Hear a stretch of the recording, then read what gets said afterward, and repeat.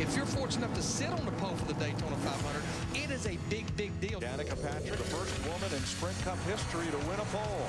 Boogity, boogity, boogity. Let's go racing, boys! NASCAR's most popular driver, Dale Earnhardt Jr. Nobody's holding back now. Whoa, Nelly, hold on to him, boys.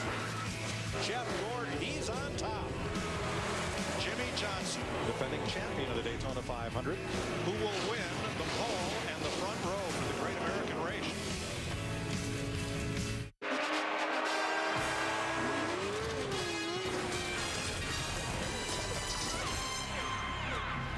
Yeah, live look at blue skies over Daytona Beach, Florida. Plenty of warm sunshine here. We welcome you to Daytona 500 pole qualifying on Fox. The 56th running of the Great American Race, 1 week from today, right here. And we're trackside to bring you closer to it all as we begin our 14th season of NASCAR on Fox. Hi, I'm Chris Myers. Glad you could join us and hope you have a good Sunday. Michael Waltrip will be in one of the first cars to take to the track, and then he'll join us after he completes his run. He's one of 49 drivers you'll see in action today. The sport's most popular driver, Dale Earnhardt Jr., goes out first, and the sport's most successful driver, currently Jimmy Johnson, he'll wrap up the day. But last night here at the Daytona International Speedway, the Sprint Unlimited kicked off the 2014 season. Hell, it's racing. Say hello. Say hello. Say hi. Got hit by my boyfriend. Tried to look over the hood, and then all of a sudden I hit something really hard. What a bummer, right? That's what tonight was about. It's about checkers or records. Hard racing. Marcus went to the outside. I didn't know he was out there. Oh, Kyle Busch around. He spins it and saves it. Coming to the checker. Any questions? Any questions? Denny Hamlin, your winner. But here's why today is important. Here's how we set the field. The fastest two from today make up the front row for the Daytona 500. Then the top 15 finishers from Thursday night's Budweiser Duel fill the next positions. You'll see that on Fox Sports 1. The next 4 positions set by qualifying speeds from today that are not already in the field through the Budweiser Duel. Remaining positions filled by car owner points and champions provisional if necessary. Dale Earnhardt Jr. rolls out in just a moment.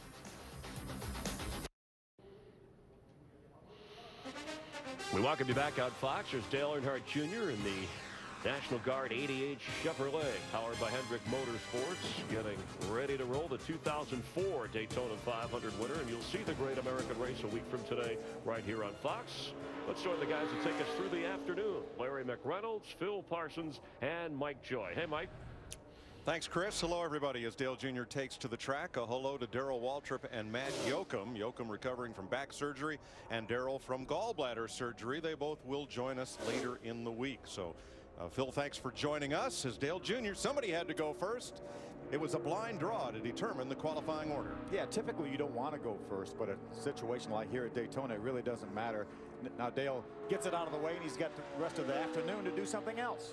Well, Larry, as Junior gets up to speed, let's get this out of the way right from the top. Yesterday, there were issues with the Hendrick engine power plants, not in the 4 Rick Hendrick team cars, but those of Danica Patrick, Tony Stewart, and Bobby Labonte, each of whom have had to change engines. Yeah, Hendrick engines, they supply the engines for 12 different teams, including their own 4 teams. In fact, one of the engine builders for that camp told me they have over 50 engines in the Sprint Cup Series garage for speed weeks. But it appears, Mike, they got a little aggressive with the oiling system and possibly the oil itself. They stepped across the line, and that's the reason they had those 3 engine failures. I didn't see a huge sense of pandemonium going on this morning in the garage area over that. I think they were able to put their finger on it. So each driver here will run 2 laps. The best of those 2 laps is his qualifying speed for the 500. Typically, a driver comes off pit road and goes right to the top of the racetrack, taking the longest way around on this get up to speed lap. And then as he takes the white flag, as Dale Jr. just did, drops to the bottom to take the short way around on the money lap. That was a pretty good first lap for Dale Jr. 46.628. His best lap yesterday was a 46.38, and we expect Larry to see these guys pick up a half a second maybe on lap number 2. A lot depends on how high you run up the racetrack on lap 1. He was way up high. I would say at least 5/10, maybe a little bit more. Dale Earnhardt Jr. won the pole for the 500 in 2011. 3 times he started the great race on the front row, and in 12 of his 14 appearances he has started in the top 10. Checkered flag in the air as Earnhardt comes across. 46.10 seconds, 195.2. It's real close to one of the fastest laps that was run yesterday in practice. 7-time 500 winner Richard Petty signs for a fan. Speed Weeks continues with the Budweiser Duel in prime time. Oh, yeah, boys, let's go racing! Thursday on Fox Sports 1. Second car on track completing his run is Bobby Labonte from Texas. Labonte, the 2000 champ, found himself without a ride at the end of last season, but veteran car owner James Finch says, I want to come back and run the 500, and the 2 veterans teamed up. Labonte is second to Dale Earnhardt Jr. at 46.99. That's 191.5 miles an hour for the 1998 pole sitter for this race. And that car comes in here with 0 points. That's essentially a brand new team. Bobby Labonte could fall back on a champion provisional, but Kurt Busch will be lined up first in the pecking order for that.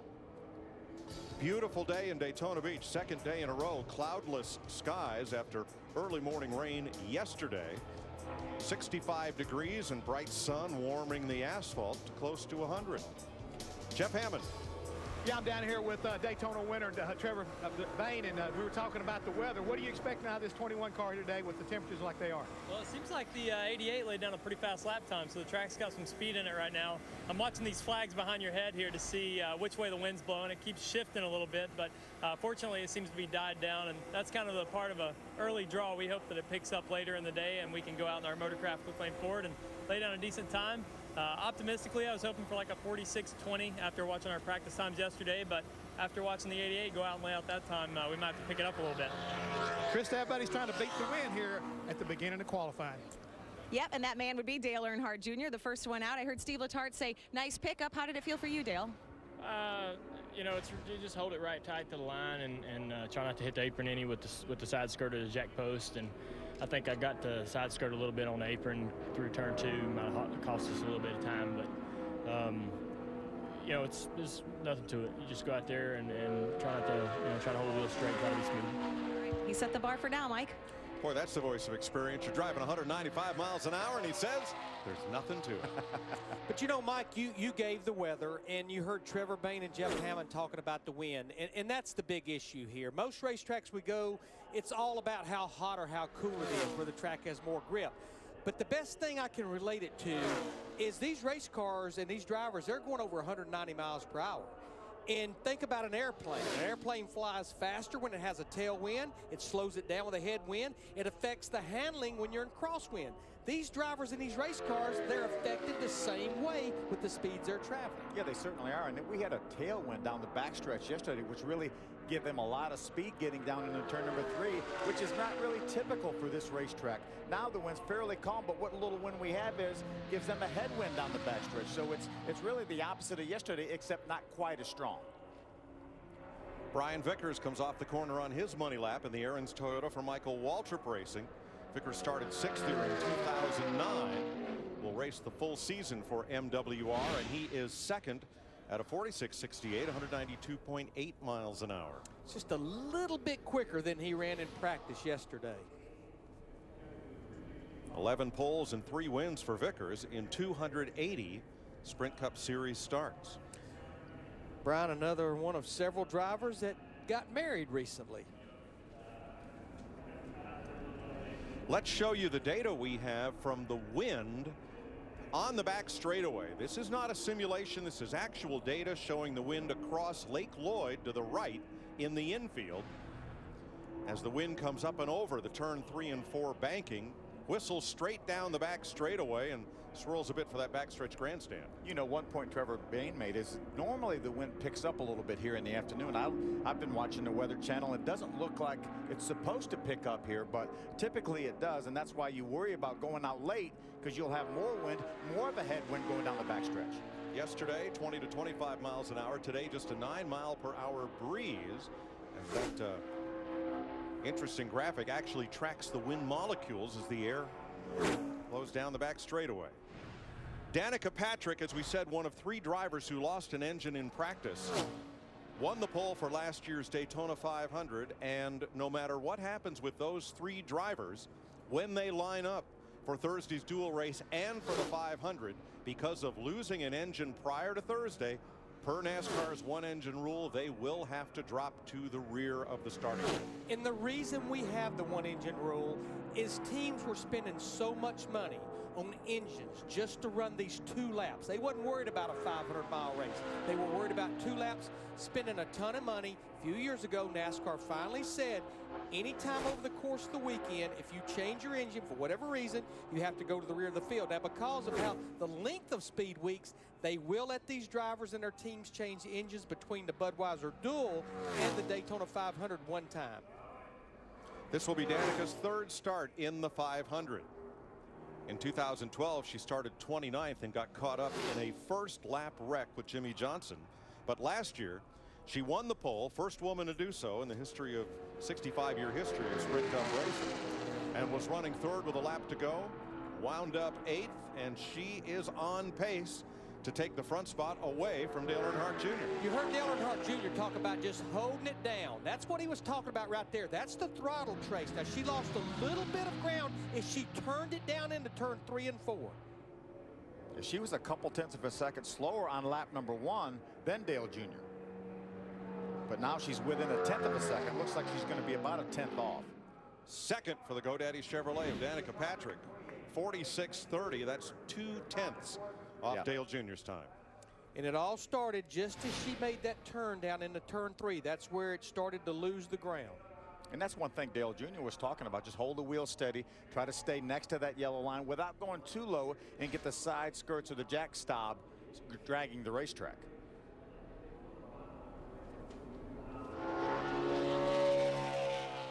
Next driver out is Joplin, Missouri's Jamie McMurray, who returns to Chip Ganassi Racing in the number 1.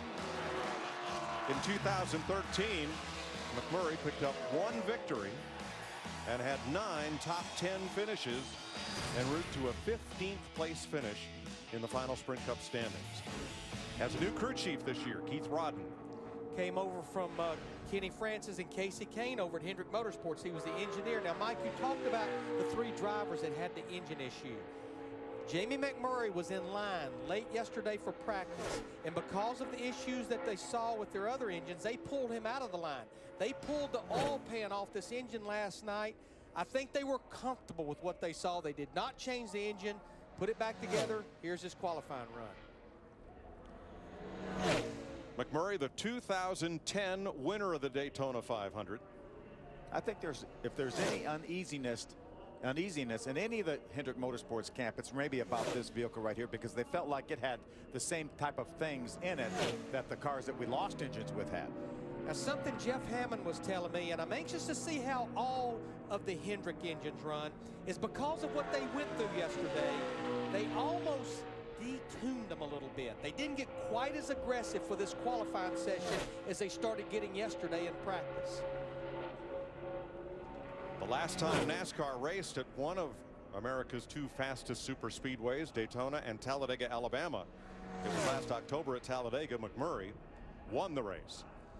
I don't think he gets enough credit to as good of a restrictor plate racer as he is, because of his 7 wins, 4 of them at the restrictor plate tracks of Daytona and Talladega.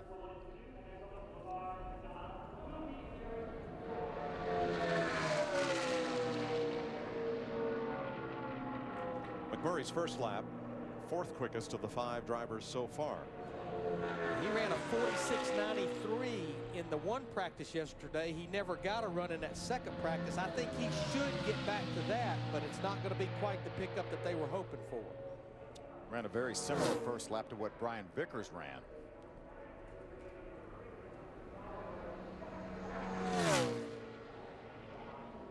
Jamie McMurray, 4th, right behind Vickers at a 46.70.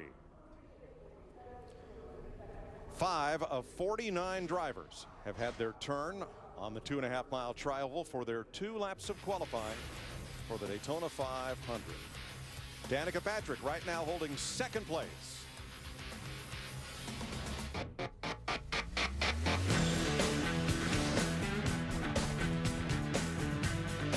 You're watching NASCAR on Fox. Daytona 500 pole qualifying is sponsored by Sprint. Get a Sprint family plan for as low as $25 per month each. Visit sprint.com/speed. By the all-new Chevy Silverado 2014 North American Truck of the Year. And by Geico. 15 minutes could save you 15% or more on car insurance. Eric McClure from Chilhowie, Virginia, the hefty Ultimate Reynolds wrap Ford, one of 9 drivers trying to make their first 500. Todd Anderson turning the wrenches, and McClure 46.65, 3rd quickest. Yeah, it's a pretty good good lap. Yeah, Good absolutely. lap. He beat a couple heavy hitters there, Brian Vickers and Jamie McMurray. And here's 2-time Daytona 500 winner Michael Waltrip. The 2001 and 2003 winner who started on the front row in 08. Chad Walter, the crew chief on the peak Blue Def Toyota. Chris Devoto. Mike, we've documented Danica Patrick's last 24 hours. So last night didn't end how you wanted it to. You know you're going to the back because of the engine change. So what did you learn on your lap out there? Nothing. Something. There's something. I think I learned that, you know what, that lap was just for the guys and to reward them for putting it all back together, getting another engine in it, for working hard. I know we crashed a car last night. And just to say, this is your hard work over the winter and what you put your blood, sweat, and tears into to try and go qualifying the pole again for the Daytona 500. They deserve to get a lap out there. It's definitely disappointing knowing that we're starting from the back of not so much the duels, but the 500. I don't understand it, but it's what I have to do.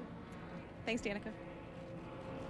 Thank you, Krista. While you were sleeping this morning, Michael Waltrip, Jimmy Johnson, and other NASCAR notables ran the Daytona Beach Half Marathon, which ended right here at the Speedway. Now, when he joins Chris Myers, I would like to find out how he fared, especially against the likes of Jimmy Johnson and Casey Kane, who actually run in a lot of full marathons. Actually, Michael has competed in 4 different full marathons, including the 2000 Boston Marathon. Well, this was no marathon, but he's put up a good result, 46.52. For Michael, that's 193.4, and he is 3rd quickest. You know, Michael's one of those guys that get this kind of racing. Obviously, Dale Sr. got this kind of racing. He won so many times at this racetrack in all different divisions. But Michael's one of those guys that just gets it. He had 2 top 5 finishes in his starts on the restrictor plate tracks last year. Dale Earnhardt Jr., Danica Patrick talk things over. Earnhardt is fastest. Patrick is 2nd right now.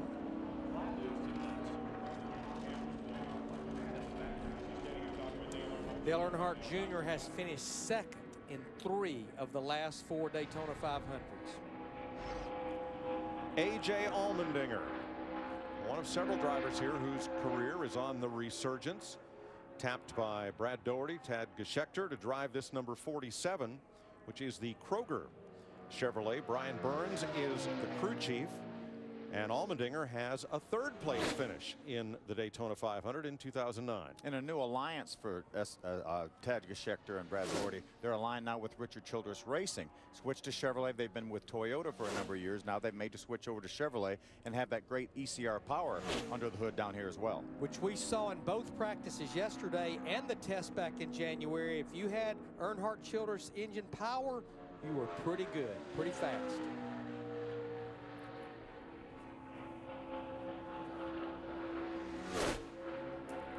That patriotic paint scheme on the 47 honors the USO. Former IndyCar star brings it around for the white flag. But Mike, you mentioned the resurgence of his career. You know, he had been tapped to drive the 22 car for Penske Racing in 2012. Had a 2nd place finish at Martinsville, and in here in July of that year was pulled down by NASCAR for abusing the substance abuse policy. He had to go through the road to recovery. Roger Penske took him back under his wing, and he actually won a nationwide series race for him last year, and now he's back full-time with his 47 team. A 2-year deal. Two nationwide wins for Penske on the road courses last year. Allmendinger right close to that yellow line, hugging the short way around.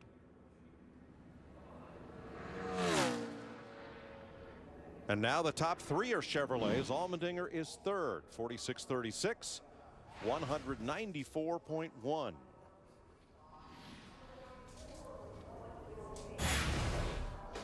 Michael Waltrip climbs out. He is now fourth after 8 cars, and among those coming up, the Joe Gibbs Toyota drivers, Kyle Busch, Matt Kenseth, and last night's winner, Denny Hamlin. Let's crank it up, boys. The NASCAR Camping World Truck Series, live from Daytona, Friday on Fox Sports 1. And catch the Daytona 500 on Fox.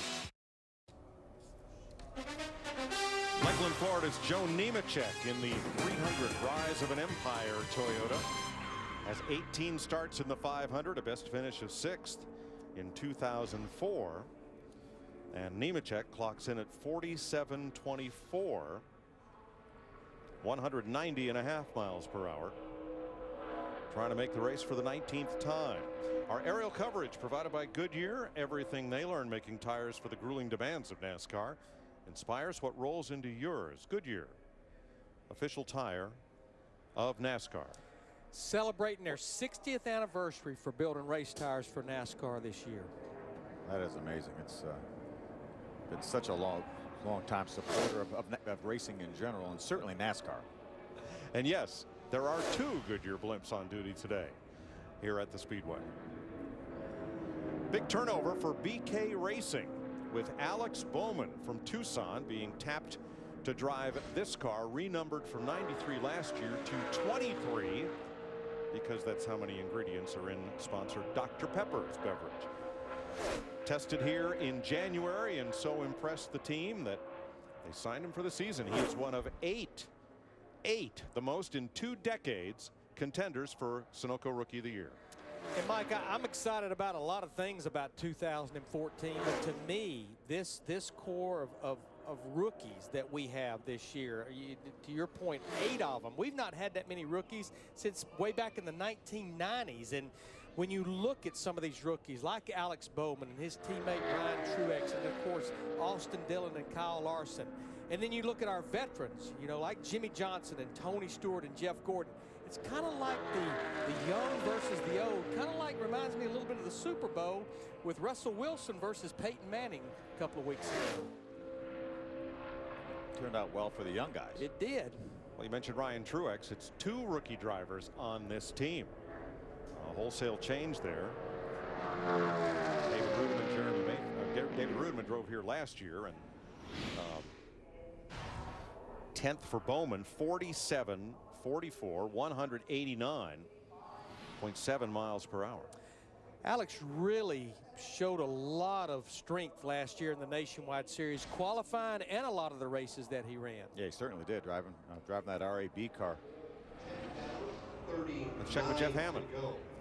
Yeah, I'm down here in the inspection area, guys, and you see the 48 cars jacked up here, and they've been working on it. And the problem is, and Larry, you can appreciate this, the car was 10 thousandths too wide, and the side skirts on the left side were just, I mean, we're talking about less than a 64th too long. So they had to clear the sozy and get that 10 thousandths adjustment right there. As Chad Canals told me, he said, no big deal. It's just our system and their system was that much off.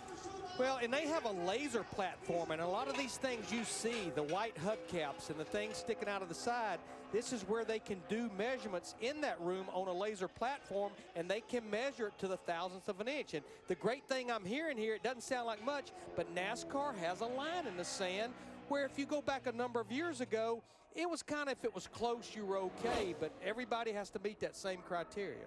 But now, Larry, the car's too wide.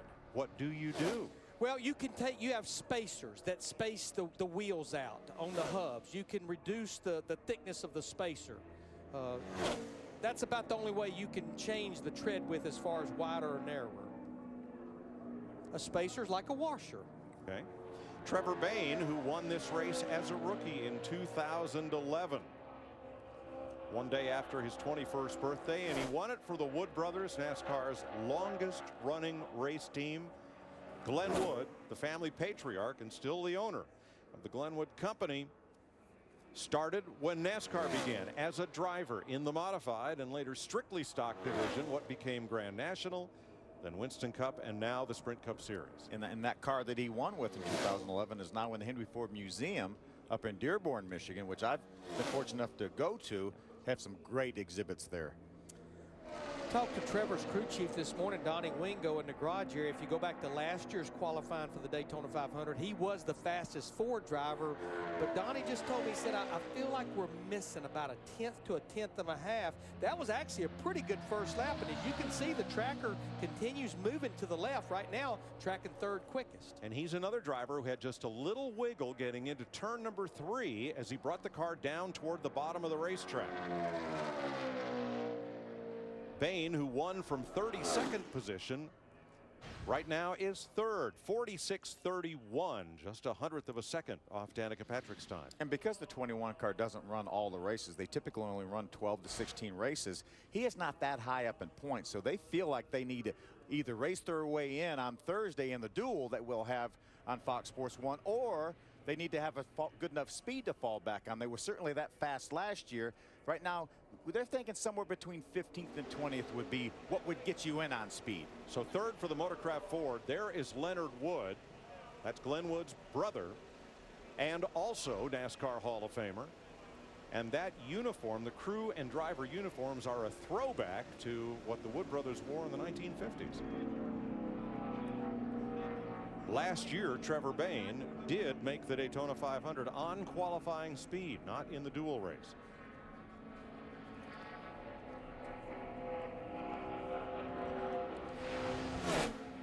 Casey Mears from Bakersfield, California, the most prominent member of this generation of the Mears gang, begun by his grandfather Bill. His uncle Rick won the Indy 500 4 times. His dad Roger was a star of off-road and IndyCar racing, but as Casey recalls from his childhood, his dad operated a backhoe during the week so the family could spend weekends racing. Their main racing team, another one of the teams that switched to Chevrolet and have the RCR connection. Just based on this tracker, this is going to be a really good first lap for Casey Mears and his 13 team. Mears was 5th quickest in yesterday's second practice, so he'll be a threat. Mike, I think what happened is the 13 team, Casey Mears driving it, just like the 47 team with A.J. Allmendinger, they watched the template last year, or Furniture Row, that 78 team that Kurt Busch drove last year, Martin Truex Jr., what they were able to do with that alliance with Richard Childress Racing, and I think that's why they jumped on board with it. Casey Mears just laid down the second fastest first lap, and remember, that's the get up to speed lap. The second lap is the money lap, and Mears right now solid for a top 5. The Achilles heel for many drivers has been right here, getting into turn 3. No problem. Yeah, that 46.76, I know he was hoping to maybe pick up into the 20s at least. I don't think he's going to quite get there, though. Second for Casey Mears. He did get there, 46.25, great lap. And that knocks Danica Patrick from the front row, as the Geico Chevrolet second to Dale Earnhardt Jr. right now. Now that's where Danica says she gets her support. The kids that come up and say, I want to be like you, particularly young girls. How about that? Look how excited that young girl is. The number 98 of California's Josh Wise rolls out onto the racetrack, and like Michael Waltrip, playing triple duty as announcer, car owner, and driver, so too Phil Parsons. This is the PPR car, your race car. Tell us about the journey to get here and try to get Josh into the 500? Well, it's really been a challenge, and obviously we go through the same things that the 21 does. We really don't have any points to fall back on, so it's about having a good enough speed. We don't think we're going to have a good enough speed to get in that 15 to 20 range, so we know we're going to have to do it on Thursday in the duel. Any advice? Well, again, all you can do is go out there and run the fastest lap that your equipment will allow you to run, and then get this thing ready to race. But, Mike, we talk about it every year. Teams work so hard on qualifying every single week. But there's something about sitting on the pole for the Daytona 500 because you've worked so long, you've worked so hard, and you get to celebrate and enjoy it for a full week, where most places we go and qualify, you get to enjoy it about a day or a day and a half. It's such a huge deal to sit on the pole for the biggest race of the year. And let's not forget that just to start the Daytona 500 is a paycheck of over $200,000. Over $250,000. Yes. And that is very crucial to single car and smaller teams as well. And Mike and Phil, the other thing that I think we're going to see is we still have a lot of drivers left to qualify.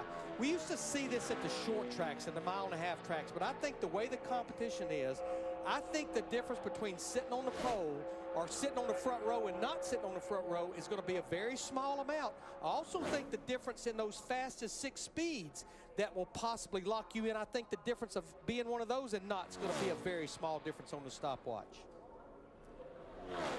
First lap for Josh Wise, 47.39. So many drivers trying to make it to the top level of the pyramid in stock car racing, to the Sprint Cup Series.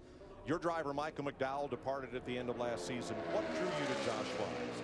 Well, we like Josh. We feel like we've watched what he's done in the equipment he's been in, and we compared him a lot to David Gilliland, David Reagan, who also drove for Front Row Motorsports, and we knew he was the 3rd car in that stable, and a lot of times he was practicing and qualifying on maybe some of the tires that they had taken off their car, and always had some speed, frequently out-qualified those other 2 cars. So we just really felt like he had a lot of potential, a great young man, great family man, and we were just really fortunate, we felt like, to get him in our car. Wise made all 35 races he attempted last year, and he is 10th at a 46.86. Now, Phil Parsons and this team made the Daytona 500 last year and got a top 10 finish, finished 9th with Michael McDowell. Let's get back to the Hollywood Hotel. Chris Myers. Thanks, Mike. And guys, with Denny Hamlin, the winner last night, of course, in the Sprint Unlimited, and finished the regular season last year at Homestead with a victory. Congratulations. Thanks for being with us. Thank you. It's good to be back. Last time I was here for about 8 hours during Talladega. That's right, Talladega. You watched, played guest analyst. We had a rain delay for a new man, but you've held up well, physically in great shape. How does last night's win, and your teammate Kyle Busch will be out in just a moment. I know you're about 10 spots away from taking to the track, Daddy, but how does last night's win and really a steady run through each segment, surviving a lot, help you for the Daytona 500 or even today? Yeah, ultimately, I mean, it was a survival of the fittest. However, we won a lot of the segments while a lot of cars were still out there, and we showed a lot of speed, whether it be through happy hour, fastest lap, or leading the most laps and winning all the segments. So we knew our FedEx Camry was very, very strong for last night. Today, I don't think we'll show that kind of power. Okay. We see our teammate out there now. I think Kyle's probably going to put up a lap, I'd say, if I had to guess, probably around the 46.28, somewhere in that range, if I had to guess what he's going to run. And we should probably be about a 10th off of that. I think our engine has slightly less horsepower than our 2 teammates, but it's not going to make a difference when it comes to qualifying on the duels on Thursday. Yeah, and Larry was talking, Larry McReynolds, a little bit about going out early. If there is wind, usually it kicks up a little bit later, has an effect. I know in the practice sessions there was a little bit of wind out there. How does that figure in? Well, it will play a factor. We actually waited in final practice before qualifying here to make our run late yesterday because Darian saw the wind was going to die down, similar to where it's going to be for this qualifying session. So that gave us probably the best read of what we were going to have. Talk about maybe the off-season, you, Kyle, the race team, Joe Gibbs Racing, in terms of whether it, obviously you do things on your own, but how you plan together and geared up for Speed Week, specifically the most important race with the Daytona 500. Well, we have the most time to prepare for this race. We have 2 months to prepare for the Daytona 500, and while the team is really focused on getting your short track program, your intermediate program together right now, the teams really do spend a lot of time massaging these bodies. They know that our biggest race is the first of the season, and you want to start off with a bang like last night. And here we go as he is, let's see what the time, Dale Earnhardt Jr. again, as you see, leading so far. Wow. Yeah, that was close. That is not bad, right? How'd I do? that was yeah, pretty impressive. So you should be able to predict your time to the exact 0.10 of a second. But the last 2 years, we've seen the pole qualifying. Remember Carl Edwards in the last year, Danica Patrick up over 196 miles per hour. The spoiler adjustment that we saw last night, I know maneuverability, we thought we'd see more of that. How does that figure in? Well, I'll tell you, last night I was disappointed to see all the cars fall out because I was thinking during the race, this is going to be bad for the racing aspect of it. Passing is going to be ultra hard. The less amount of cars that you have in a pack, the less turbulent air that there is, and there's less chance for you to make moves. But I was really surprised that we were able to pass as much as we were. And really, all 8 cars really changed positions these last few laps.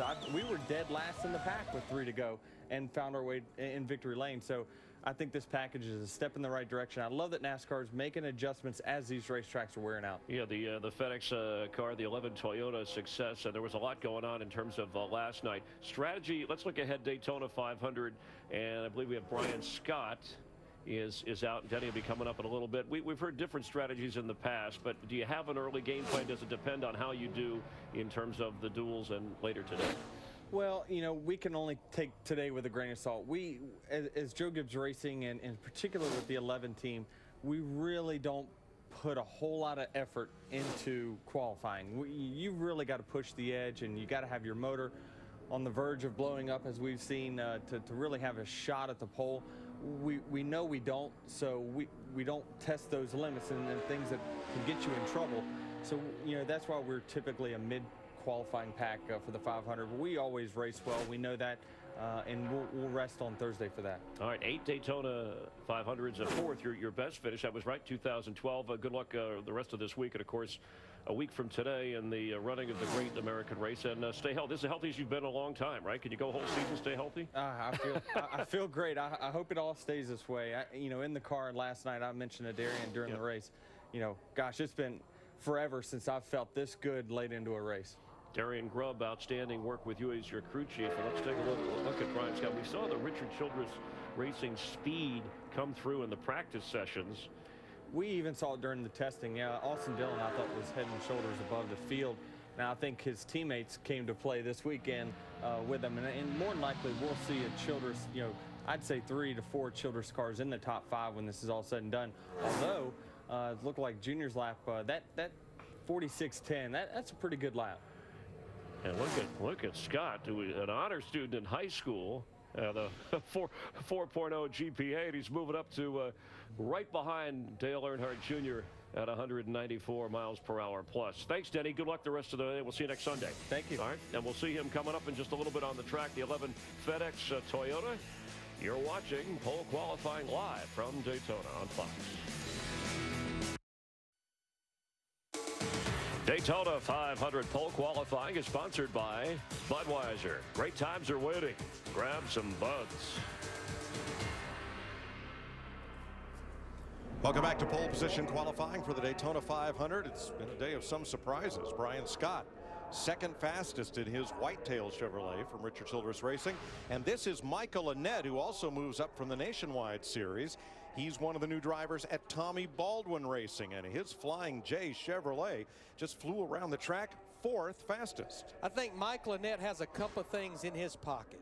Earnhardt Childress Racing engines, which we've been talking a lot about. His new crew chief is Kevin Bono Mannion, who went to victory lane here in 2010 with Jamie McMurray in the Daytona 500. Yeah, and Tommy's consistently made that team better and better and better. As you mentioned, he has the ECR power in both his cars here, so they've done a great job and really deserve it. The 51 of rookie Justin Allgaier will not start, so they have repositioned the number 20 of Matt Kenseth. Krista. Well, Mike, it's easy for some of the super teams to take a good lap for granted here at Daytona. Not the case for Casey Mears. What does this mean to you and your team? It means a lot. You know, there's a lot of hard work that went into the offseason, and, you know, changing over to the Chevrolet, everybody at RCR has been really good about helping us get up to speed quickly, and our guys paid a lot of attention to detail and did a good job with the car. So happy to see the Geico Chevrolet running well. All right, and he mentioned those magic letters, RCR Power, Mike. That's been what you want to have in the early going, but for Dale Earnhardt Jr., who currently is on pole in a Hendrick Chevrolet. Matt Kenseth, Daytona 500 champion of 2009 and 2012, when he had his best start in the race, 4th.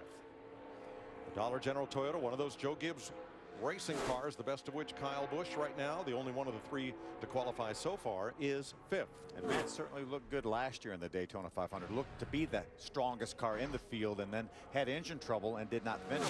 But that was after leading 86 laps, the most of any driver in last year's 500. Yeah, if you look back at the 4 restrictor plate races last year, the 2 here and the 2 at Talladega, he led a total of 261 laps. That is so hard to do at even the 4 races, but they just couldn't quite close the deal. His best finish was 8th at Talladega. Right, that's 35% of all the laps raced at Daytona and Talladega were led by this man in this car. Finished runner-up for the Sprint Cup Championship last year to Jimmy Johnson. And Mike, we have so many storylines coming into 2014, but to me, one of the big storylines to watch, aside can Jimmy Johnson get that 7th championship, Matt Kenseth finishes 2nd in the points. History says the driver that finished 2nd in the points got into a slump the next year, whether it was a hangover or whatever. The last driver that didn't suffer a slump after finishing 2nd was Matt Kenseth. After finishing 2nd in 2006, came back the next year, 4th in points with 2 wins. I don't think he knows the word slump. Last year, his first year at Joe Gibbs Racing, and he led the league in wins, and right now he is flirting with the pole. He has been the strongest Toyota throughout the practice sessions for this Daytona 500 qualifying. But Mike, a little bit like Danica Patrick early, he lost a little bit of ground turning down into 3, but through the middle of 3 and 4, and on the exit, he actually got it back. Matt Kenseth goes to 4th.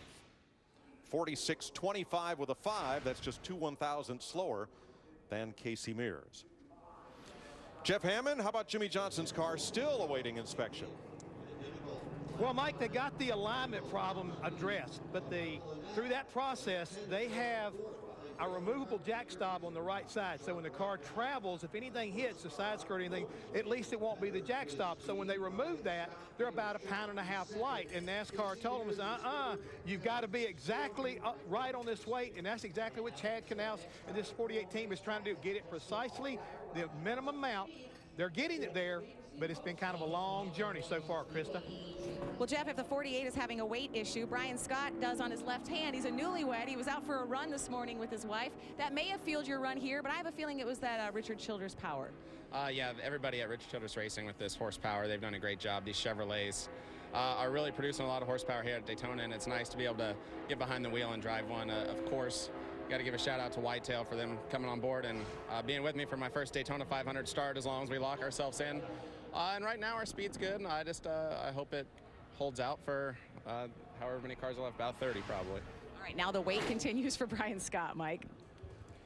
Thanks, Krista. Justin Allgaier moves up from the Nationwide Series. He's one of 8 rookie contenders, and we thought you'd like to know 3 things. 3 things you should know about me. Number 1, I'm probably shorter than you think I am. Number 2, I have a 6-month-old daughter. And number 3, I'm a graphic artist when I'm not in a race car. I didn't know that. I did not know that. That's the reason we're doing those pieces. We're even learning.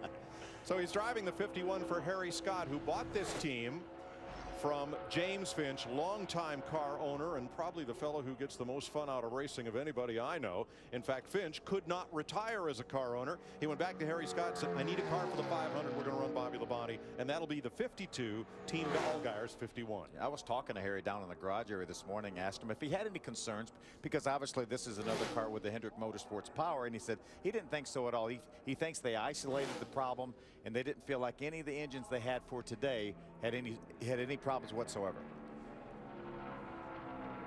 Allgaier brings his sponsor with him to the Cup Series, Brandt Agriculture, and has veteran crew chief Steve Addington calling the shots for the rookie.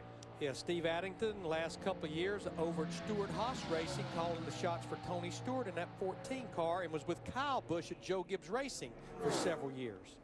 Allgaier hopeful of making his 5th Sprint Cup start. He was the 2008 ARCA champion. He'll be a 500 rookie if he makes the show, and 10th fastest for Justin Allgaier at a 46.43. 18 cars have taken time. Terry Labonte coming up. There's Denny Hamlin, last night's winner.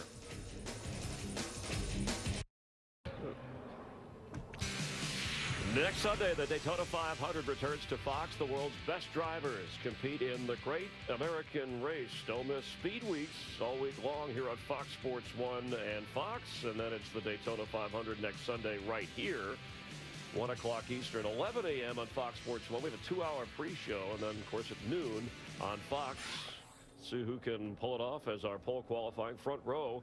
Qualifying continuing, and moments ago, Terry Labonte, Dave Blaney heading out there after him. And in a few spots, Greg Biffle in the 16 Roush Fenway Ford, who stopped by our little set here. And, of course, Michael Waltrip ran a little bit earlier in the 66 car. Normally a broadcaster slash owner slash driver, and we'll get to you in just a moment. But Greg, nice to see. That's a lot of hats. That's a lot of hats, and he's not wearing one right now. But good to see you. What have you observed so far before you head out there, and what do you hope to accomplish, obviously, other than getting on the front row? Well, I'll tell you what, we came down here preseason testing, and we're really disappointed. Didn't have the speed we wanted, but we come back and unload, and I'll tell you what, man, we were right there. You know, we've been 5th through 8th, or, you know, right in that mix, and that's close enough with the tune-up to get the thing on the front row. So I'm really excited about our chances to get it up on the front row. We'll have to wait and see. Dave Blaney having to come off with some problems, Michael, for the moment here. We'll update that, and we have Eric Almirola coming out next, and actually never took the green, so hesitation before he goes. We have Almirola and Kyle Larson coming up. What's it like, Biff, when you leave testing and you're like, those Richard Childress racing cars are going to beat our brains in? Yeah. And it's a little bit of a tough couple of weeks before you come back, but then you come back and you got the surprise of the speed. That's awesome. Yeah, it is. And, you know as well as I do, you've been coming down here a little bit longer than I have, but when you unload that car and make that lap, and wherever that speed's at, you're married to that within a little bit of a window. And that's all you have. And they were really fast in preseason testing. So I did not think that our RFR cars were going to pick up that much compared to the testing to coming back, and so I'm extremely happy. And several of the Fords have been up there. We've seen Keselowski, and a lot of speed last night in the Unlimited from the Deuce and the 22. Brad and Joey Logano were both really fast. Yeah, that was an exciting race. I wasn't sure, when they went back green again and they only had maybe 8 cars, I was thinking, they're not going to pass. That's like a practice session. We're out there going along, and I'm like, oh, okay, pull over, go ahead, because you just can't pass. And they were passing. Yes, they were. So, and Michael, 11th on the board right now. You have any advice, words of wisdom you might give Greg before he heads out there? Hold it down. Yeah, be really serious when you leave. Yep. And shift the gears right on time, wherever they say. Yep. And then hold the car as low as you can on that second lap. That's right. That's about it. That is, it's that simple. That's simple. 11 Daytona 500s for you, 3rd place finish. I think that's happened twice for you. As you start to plan for the week, I know some guys visualize a lot to happen before next Sunday. Your early thoughts on your strategy, your approach? Well, I tell you what, I go back to testing and then coming back here and unloading how fast we were. When we were down here testing, you don't really, it's going to be a long shot to win the 500. We come back unload, we're 5th or 6th. We've got an opportunity to win a 500. And that's all I ask for is an opportunity. And this goes to show how hard the guys worked in the engine shop. I know Doug Yates and all those guys are looking for a half a horsepower. A half. We used to look for 2 or 3.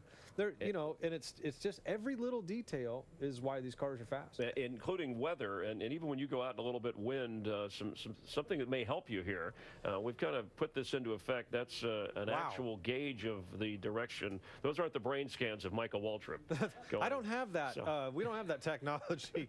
But I'll tell you what, and I told Doug, I said, thanks, the car's running really good for the engine. And I said, It's the wind gods that are going to determine, because I'll tell you what, I've come off turn 4 and felt that huge gust of wind, watched the RPM come down 100 RPM and qualified 4th. There's your wind gauge for you guys. That's what you have. That's okay. That's what I need. When you finish 3rd in the Daytona 500, that's close enough where you can taste it. Oh, yeah. But no one ever remembers who finishes even second. How does that feel to walk away from here being that close to having one of those trophies? It gives you just energy to come back next year. And I'll tell you what, I was leading on 2 of the 3 green-white checkers when the caution came out. I was leading on 2 of them.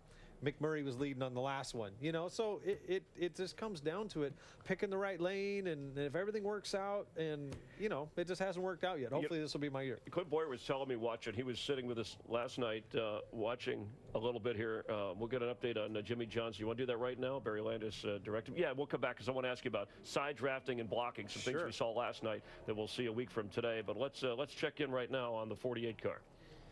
Well, the good thing right now is, Chris, the 48 car, I think, has just been given approval to roll out on the grid. But the latest thing was the roof flap was up just a little bit on the right side, and that may take a little bit of air off that rear spoiler. NASCAR said, guys, you got to pull that adjuster down just a little bit, and we'll let you go. They just finished making the final adjustments on the 48, Chris. He's headed to the starting grid. Jimmy Johnson, who, of course, was out early last night, when he got loose and hit the wall. And there's Tampa's own Eric Almirola, Richard Petty Motorsports. What I was going to ask you about is last night Clint Boyer was in here watching the Sprint Unlimited with us, Greg, and he was noticing a lot of, it's more about the side drafting, he thought, and how blocking, even though you don't like to do it, it's part of the game, and it's going to be part of the issue, and it'll be have a major effect in the Daytona 500. Yeah, I mean, like we've talked about, those cars create a balloon in between them. And so a guy side drafts another car, gets a little momentum. You want to get that guy behind you. So when he comes up there, he gives you a shove off. And so it's not necessarily blocking as much as it is taking advantage of the air and trying to get in front of that guy that has a little momentum. And then that is kind of blocking, but that's part of racing, and we've always done that. I mean, it's more so restrictor plate racing than maybe a Michigan or a Richmond or something. What happens, Chris, it's simple. If you block, you get in front of a guy, it slows his momentum down, and you get his momentum. So it's a win-win for you if you can pull off the move. Just think about Dale Jr. last night. He pulled up right up in front of Ryan Newman. Newman gave him a big push. Around Jamie Murray, he went for the lead. That's how you're going to have to work in order to be up front at Daytona. And the guy behind you is just as important sometimes as the guy in front of you, just as critical. That's why you see those guys looking in the mirror the whole time. Their eyeballs are, how much do you think you look in the mirror compared to the front window? My eyes are screwed up for a week because I'm like... All right, we'll be watching the 3 up 4 and have fun out there today through the week, and we'll see you a week from Sunday here at the Daytona 500. Greg, thanks for stopping by. Yeah, thanks for having me. All right, Greg Biffle in the 16 Roush Fenway Ford. Let's go back upstairs to Phil, Larry, and Mike. Thanks, Chris. Dave Blaney went out on track, and coming up to speed, something went wrong. He drove straight to the garage, but NASCAR took the time to send their people out around, look at the track, make sure there was no fluid put down. So you've not missed a car as Eric Almirola makes his run, and he's the fastest Ford in town right now. Driving the Smithfield Ford for Richard Petty, third fastest, 46.23. More cause for optimism for Greg Biffle. Yeah, he was flirting with a front row. Coming off turn 4, lost a little ground here on the short straightaway, headed back to the checkered flag. So Almirola looking forward to his 4th Daytona 500. And maybe his first top 10 finish in the great race. You know what may have hurt that thing off of turn 4, Larry, was I think that thing spit a little water out down the backstretch on lap number 2. So that thing could have got a little bit hot. And these things get upwards of 250 degrees water temperature, and these things will nose over a little bit. Yeah, you can see it right there. Yeah, that's the overflow, and they put a lot of tape on the nose of this car because the more tape you put over the front end opening, the more it helps the straightaway speed, so got it a little bit warm. Kyle Larson scheduled up next, but that car is having trouble starting. So rather than rookie Larson, we'll send the 36, the Golden Corral Chevy from Tommy Baldwin Racing, for Georgia's Reed Sorensen, a veteran of 4 Daytona 500s, with a best start and finish of 5th. Sorensen started his career in the Legends cars. Here's 3 things you maybe didn't know about Reed. 3 things you need to know about me. Reed is actually my middle name. I used to be in the choir in high school, and I know how to cook.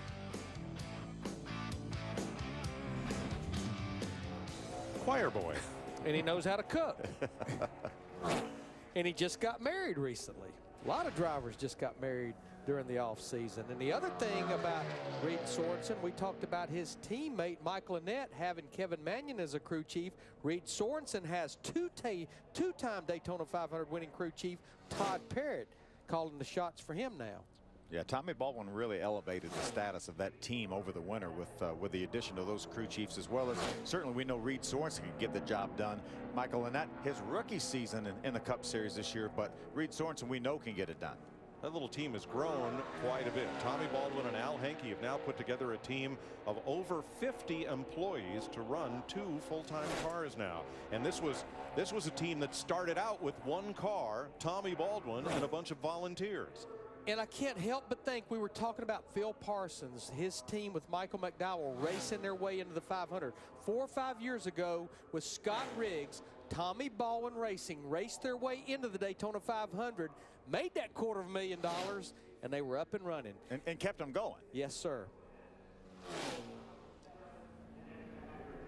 And when the Daytona 500 almost fell victim to rain, the driver who was out in front was Dave Blaney in one of Baldwin's cars during that long caution period for rain.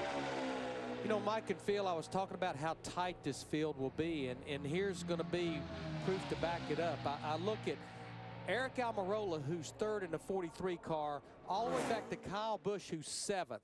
Those drivers separated by less than 1/2 of a tenth of a second. It's just so tight right in there.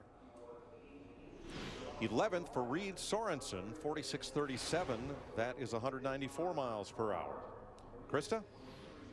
And let's go ahead and talk to the fastest Ford in town, Eric Almirola. So are you happy with that run? What did you feel out there? I am. I'm really happy with that run. We weren't very good when we tested down here a few weeks ago, so everybody at Roush Yates Motors did a really good job of finding us some more horsepower to come back down here with, and everybody at Richard Petty Motorsports, Trent Owens, and all the guys on this Smithfield team worked really hard on this car. We usually don't put a lot of effort into coming down here because it's one race. I mean, we put effort into it, but the bulk of our season is the Phoenix, Vegas, you know, those kind of racetracks that we're getting ready to go to. So there's been a lot of effort put into this, and it's paid off. It shows. So, but the effort doesn't stop there. We're going to Disney World to test next couple days to get ready for Phoenix. So just a lot of hard work going in, and everybody at Richard Petty Motorsports is doing a great job, and Smithfield Ford's fast. And could you imagine if that 43 Jeff Hammond won the Daytona 500? That right there would be very, very special, especially all of the Richard Petty fans out there that have been around for such a long period of time. Well, look, I'm still down here in the Room of Doom, basically an inspection area just outside of the Room of Doom, and this is where they do a lot of the post stuff after qualifying. When you go through, well, this is where you exit, but when you complete your run, you come back to this area, and what they do, they get a fuel sample, and this area is part of the sample lines. They have a choice of either taking that sample from your fuel rail, which is pressurized at 75 pounds, or going even to the fuel cell area at the trunk of the car and being able to get that fuel out. And that's part of the process that NASCAR goes through to make sure all these teams, once again, continue to be equal. And that's the main thing, being fair to everybody when it comes through this part of the racetrack. Thanks, Jeff. Leveling the playing field for all. Kyle Larson from California, one of this season's most highly regarded rookies of the 8-man rookie class. Chip Ganassi tapped him to move up to the Cup Series as Juan Montoya moved on back to Indy cars. Chris Heroy is the crew chief for this driver who's had a meteoric rise through both open wheel and stock car racing. Yeah, 1 year ago in the Nationwide Series race, was involved in a terrible crash here on the front straightaway, but got out and walked away, and he's running the full Sprint Cup Series schedule this year, as well as all the companion Nationwide Series events. Yeah. And what's really amazing about this young man is this is only his 3rd year racing stock cars. 2 years ago, he won the K&N East Championship in his 1st year in stock cars, and then, as you mentioned, won the Rookie of the Year title in the Nationwide Series, and here he is in the Cup Series with a lot of promise. Last year, Larson raced over 100 times with 15 wins across multiple series. And the Target Chevrolet is 8th at a 46.29, 194.4. Another driver to run in the 46.20s. It's getting pretty full in that little area right there. You know what's amazing is we used to come down here back in the late 80s, early 90s, and if you got within a second, you would be in the top 10 yes, and feel like you had an absolute great chance to win the race. Chris? Yeah, we're joined by the driver of the 18 M&M's Toyota, Kyle Busch, with us. Kyle, nice to see you. Thanks for having me. He's already digging into the I know, he's already opened his bag. He's all in it. You were 1 in 100, Michael. Yeah, we had. I saw your car. That's so cool. We had peanuts all over it. Denny Hamlin was in watching when you were out, and he pretty much predicted hit on your time. And so we have Denny on the track now. Can you help us assess what? Take us through. Give us a little play-by-play. Well, a little play-by-play. I mean, it's pretty simple. Right now, he's just on his warm-up, staying up close to the wall, and then, you know, he'll probably, is this a green flag? Yep, this is a green flag. So he'll stay up a whole nother lap around the top. Next time through the tri-oval, he'll come to the bottom and make his lap around the bottom side. But, you know, overall, I think Matt's always kind of shown the speed ever since testing down here as being the best JGR car, and I think we were second. And I think Danny will probably be about third. He'll probably end up right now, if we're 5th, 7th, I think Danny will probably be about 10th, 11th. So that's going to be about a 30, 31. Yeah. Okay. So I know it seems simple, but running a couple inches off the wall, you don't want to be the dummy that runs into the wall, and you want to be the guy that gets all the warm-up lap that you can get. Do you even think about balancing that, or is it just pretty much second nature to you? You know, when I was a rookie and coming in, I was like, oh, the closer you get to the wall, it's certainly got to be the better, you know, and after doing it for a few years, it's like, you know, just get up there relatively close. I mean, a foot's fine. It's not really that big a deal. Actually, some drivers, they tend to think that the closer you get, you actually start slowing yourself down because the air that bounces off the nose hits the wall, comes back and hits either your windshield or the spoiler and slows you down. So there's different ways to think about it. I think it just gets too convoluted for my little mind. Everybody's always like, do you hold the wheel down on the, or crank it on the way off, or do you let it go? I was like, you know, I've done it pretty much every way, and if there's any difference, I haven't found it yet. Yeah, well. But I will tell you that I want to say something I haven't said to you. I restarted here in July in front of you and beside your brother, and it was a green-white checkered, and I thought, this is going to be a heck of a ride right here. Look at Denny went off the road. Yeah. Whoa. Was that a better lap than I thought? Where'd he end up? Same thing as you. Same thing as me. Yeah, look at that. You guys are consistent. Kyle, I want to ask you about your experience last night in a crazy go nuts Sprint Unlimited. How that helps today. Yeah, a week and from he today. is crazy, I'll tell you that. Yeah, right. More with Kyle Busch live from Daytona. Got to be excited. In a moment. Daytona 500 pole qualifying is sponsored by Ram Trucks. Guts, glory, Ram. Dale Earnhardt Jr. at the top of the chart so far, followed by Brian Scott and Eric Almirola. And moments ago, 72-year-old Morgan Shepherd out on the track. He saw Larry King last night, said, hey, kid. And he raced with Ponce de Leon, Morgan Shepherd. No, I'll stop here in Florida. But we welcome you back. Not a bad run from Morgan Shepherd with Michael Waltrip. Kyle Busch is with us, enjoying a beautiful afternoon. You raced last night. How would you describe the 18-car 75 lap? Well, it wasn't all that Sprint Unlimited for a lot of drivers. Well, I think the first segment, much of the second segment was all right. You know, you had enough cars out there. You could race around and pick your way and see what you wanted to do and try to choose a lane, make it 3 wide and make some situations. But then after the crash happened, you know, it was I guess the action intensified a little bit, but just with way less cars, you just had way more room to maneuver, and you could do stupid things, and you knew you weren't going to go from 1st to 20th. You were just going to go from 1st to 8th, so it was fine. You know, it seemed like it got a little more racy. It's going to be a little different, obviously, with a lot more cars and 500 miles. We have Kevin Harvick, who last night they put his car back together, and he hung in there. Along with Kyle, both of those guys took cars that wouldn't even make the Daytona 500 on time today, and they were able to race up there and have a chance to win. This guy could have a really fast lap on lap 2. Harv's had a lot of speed during testing this winter. He has, yeah. All testing that they've done, whether they've been at Charlotte or whether they've been at Nashville, you know, some of the test rumors that we've heard, they've had a lot of good speed, and you know, I think a lot of that would be Rodney Childers. He's a smart guy. He's been a good crew chief for years, been at Michael Waltrip Racing, made that 55 car win sometimes. So it's going to be interesting to see how these guys run here, not only today but through the season. Yeah, Harvick, who of course has won here before. What about the time? You think this Dale Earnhardt Jr.'s time is going to hold up for the rest of the day? I don't know. You know, people do believe in conspiracy theories, and oh boy, you know, whether the 88 and the 3 are going to sit on the front row together, who's going to be the pole sitter, we're not sure. We'll find out. We haven't even gone there. but we know exactly what he's talking about, don't we? I've heard that. You've heard that. All right. And last night, are you convinced you can't wreck in turn 4 now? What do you mean?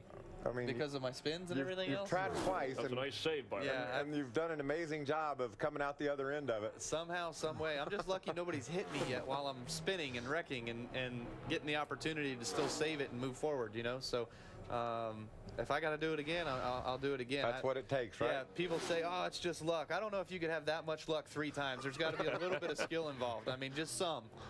Well, good luck on your 10th Daytona 500. Have fun throughout today. Yeah, well, I appreciate it. Yeah, thanks I'll for be coming watching by. the coverage all day, so keep me entertained, you two. Yeah, we appreciate your help on Speed Weeks throughout. No problem. Yeah, looking forward to seeing that. And thanks for the M&Ms. Hey, no problem. Anytime. Looking forward to seeing that 1 in 100 peanut car running up front this week.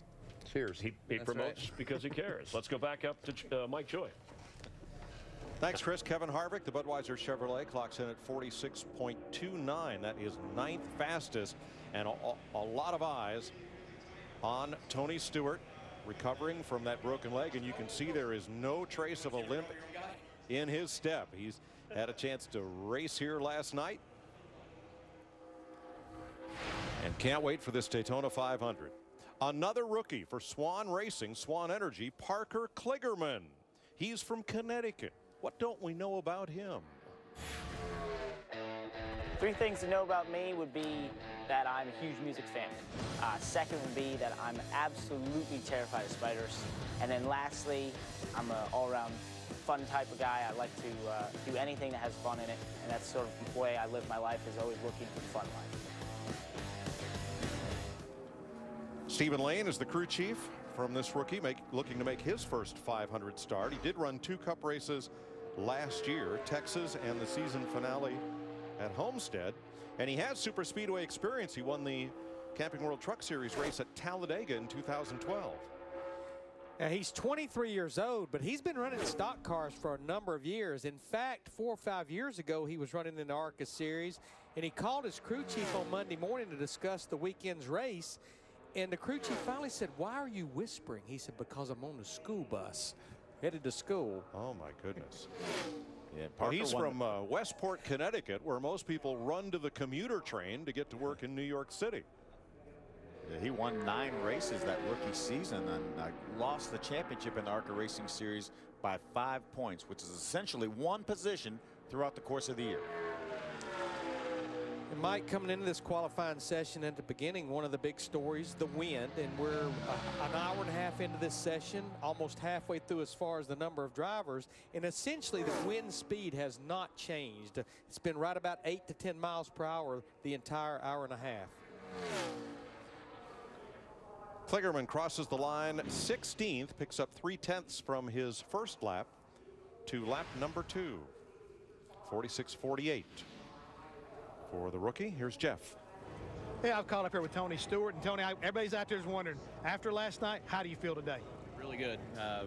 You know, I was just like kind of last night, I was surprised that it didn't hurt any more than it did, and you know, it feels really, really good today. So well, this warm weather and a warm shower this morning did it wonders. So everything feels fine. So it just gives me more confidence that we're in good shape this week to do what we need to do. Guys, that may be kind of like trouble for the competition if he's feeling better as he goes along. He's won everything there is to win at Daytona except the Daytona 500, and let's add yet to that. 6 months away from the racetrack, or 6 months out of the race car, let's say, for Tony Stewart since that sprint car crash last summer. Happy to be here and to get back at it. Here is Casey Kane for Hendrick Motorsports in the Farmers Insurance Chevrolet. Kane with the best start of the 500 in 2010, 4th. And let's have a look back at 2013 for the Washington State driver and avid Seahawks fan. 2 victories, 14 top 10s. He made the chase for the Sprint Cup and landed 12th in the final standings. Boy, he had a tough year on the restrictor plate tracks. Daytona, Talladega, 32nd, his best finish last year in the 4 restrictor plate races.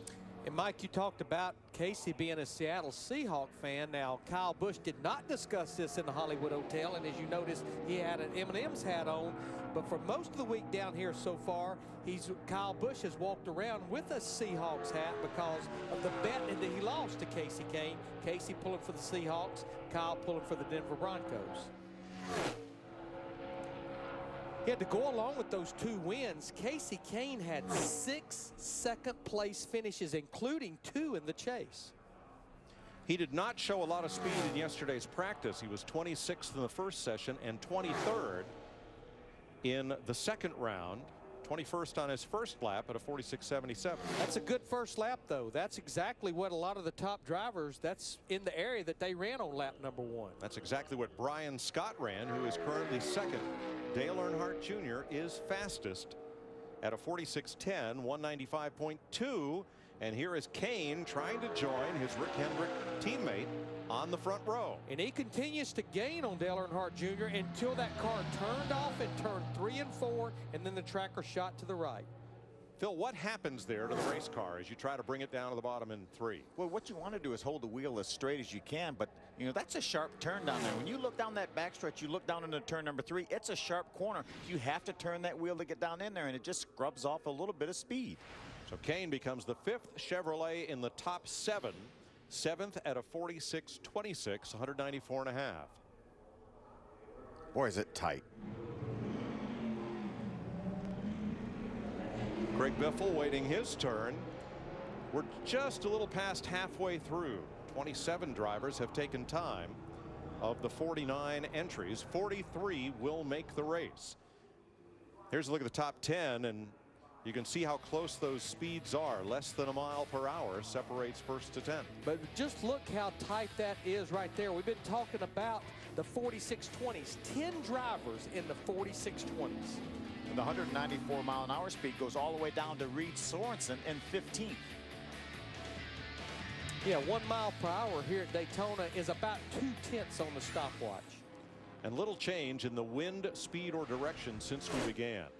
This is Paul Menard from Wisconsin in the Menards Home Centers Chevrolet, another Richard Childress racing car. Now, you may know that his dad, John Menard, avid IndyCar owner and sponsor and one of the richest men in America. But you may not know that John Menard grew up on a farm, getting up at 4:30 in the morning to milk the cows and milking them again just before going to bed. That gave him a great work ethic, and he said, I want to do something differently, and from scratch built himself a fortune. Self-made man. And his son, much the same way. Didn't want to be in the family business, wanted to pave his own way. And I'd say in his chosen profession, he's up against tougher competition than his dad. He's got to battle all these Sprint Cup drivers. What a moment it was for that family, though, for when he won the Brickyard 400. Now, Paul Menard and the 27 team, they were the fastest in that first practice yesterday. And in fact, they elected not to even run the second practice, 46.64. That's right there on top of what Dale Earnhardt Jr. in that 88 ran on his first lap. Let's see if he can make that transition down into turn number 3 without losing any time on the tracker. Well, you look right here. Obviously, he's there, but look at the difference right there. That's compared to Dale Earnhardt Jr. in 88. Now let's see what happens, though, turning off into turn 3. Been the Achilles heel for a lot of drivers. Menard looking for his first top 10 start in the 500. He's down to the line, did not give up. In fact, he's gaining closer, 0 on the plus side, though, as he comes to the line second by 7/100ths of a second. Paul Menard second to Dale Earnhardt Jr. Just turn 3 and 4 seems to be the key, depending on how you get through there coming back to the line. Remember, we set the front 2 spots today. So right now, the front row, Earnhardt, Menard, as Tony Stewart gets ready.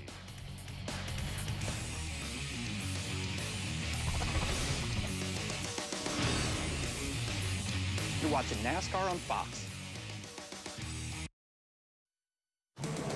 Daytona 500 pole qualifying is sponsored by KFC. So many ways to KFC. How do you KFC? By Samsung Galaxy. The next big thing is here. And by Geico, 15 minutes could save you 15% or more on car insurance. 30 cars have been on track. Dale Earnhardt Jr. is fastest. This is Iowa's Landon Castle in the Hillman Racing Chevrolet, trying to make his second Daytona 500, and he's solidly mid-pack. He's 18. Right now, it's a Chevrolet front row. Dale Earnhardt Jr. and Paul Menard are fastest. Krista? Turns out the pole was 7/100ths of a second away for Paul Menard. Looking back on your lap, anything you would have done differently? Is there anything left in the car?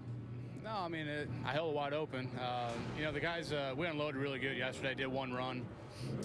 Thought we were hoping to pick up a little bit from that, and we actually slowed down just a couple hundredths. Peak Menard Chevy was really fast, though, and, you know, P2 right now, hopefully should hold for a top 10 anyway, and, you know, it all comes down to Thursday and the duels and how you do there. So car's been driving really good by itself, and hopefully it does in the pack, and see how it goes on Thursday. All right, for now he's on the front row. Now he has to wait. Mike? Thanks, Krista. Cole Witt is yet another rookie trying to make his first 500. He's from Alpine, California, driving the Speed Stick Gear Toyota. Struggled to make it into the top 30-some in practice. Randy Cox, the crew chief. He has 14 career Sprint Cup starts, but none yet at Daytona.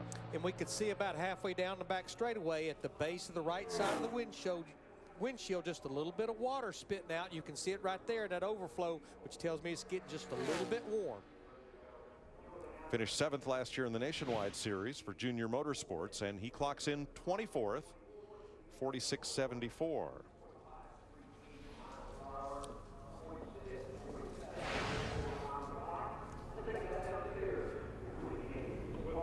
So 31 drivers have been on track, with Tony Stewart next.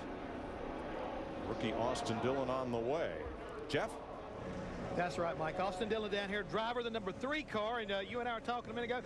Great test session.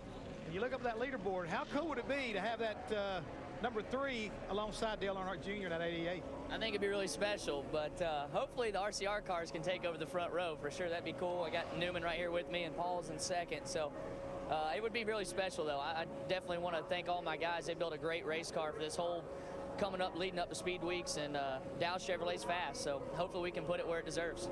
Well, good luck with your run. The grandson of car owner Richard Childress, whose dad was a noted Busch Series driver. And now Tony Stewart, who qualified outside pole the first time he ran the Daytona 500. Smoke in 2013. Made it into victory lane. 8 top 10 finishes, but a sprint car crash cost him half the season. Mark Martin drove the 14 the rest of the way as Stewart recovered from a double leg fracture. Yeah, got off to a really slow start, because if you look at the first 11 races last year, only 1 top 10, and the 10 races before he was injured, he went from 21st to 11th in points with the win at Dover and 7 top 10 finishes. Dale Earnhardt won a total of 34 races here at Daytona. Stewart is second on the all-time list. He's won 19. This will be his 16th try to win the 500. He finished second in 2004, and the year Ryan Newman won, it was Stewart leading into turn 3 of the last lap. And that was fairly comparable to what how long it took Darrell Waltrip to win at Daytona the 500, as well as Dale Sr., right? Took Earnhardt 20 years, took Darrell Waltrip 17. You know, Tony Stewart, we all document his 3 Sprint Cup Series championships, but he has 12 major driving championships. IRL, sprint cars, in about every form of racing that you can almost race in, he has a driver's championship as well. Yeah, he won the Triple Crown in USAC all in the same season, Silver Crown, midgets, and sprint cars.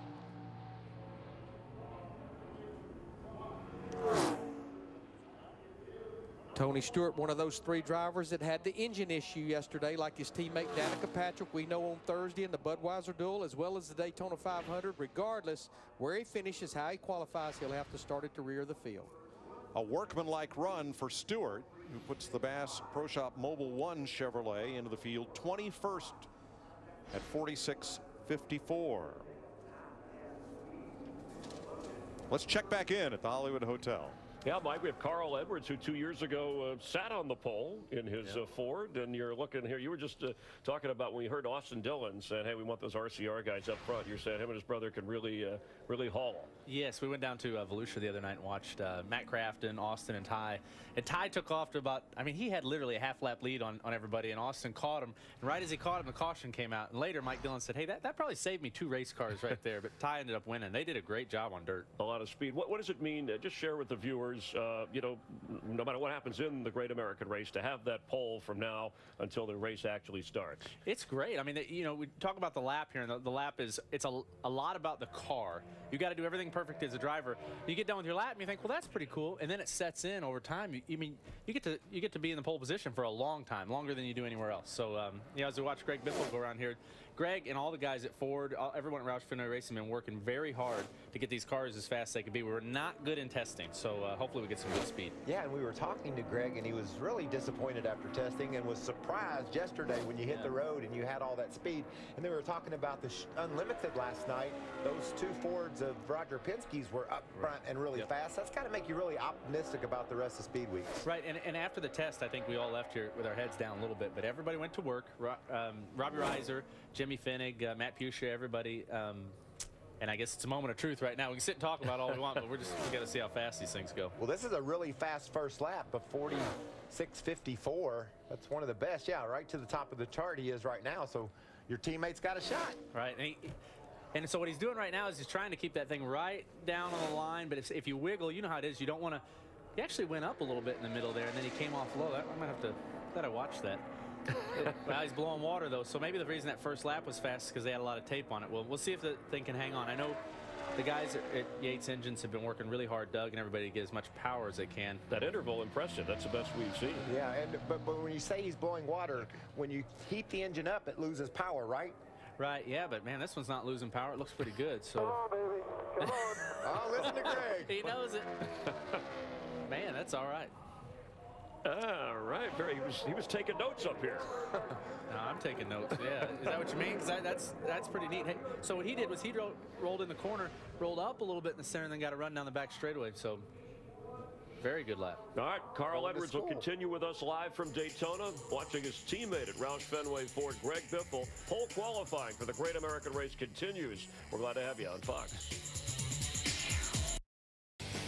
And to the top of the charts, pole qualifying for the Daytona 500, Greg Biffle was in with us a moment ago, out of his car in the Ford, and for the moment, he's ahead of Dale Earnhardt Jr.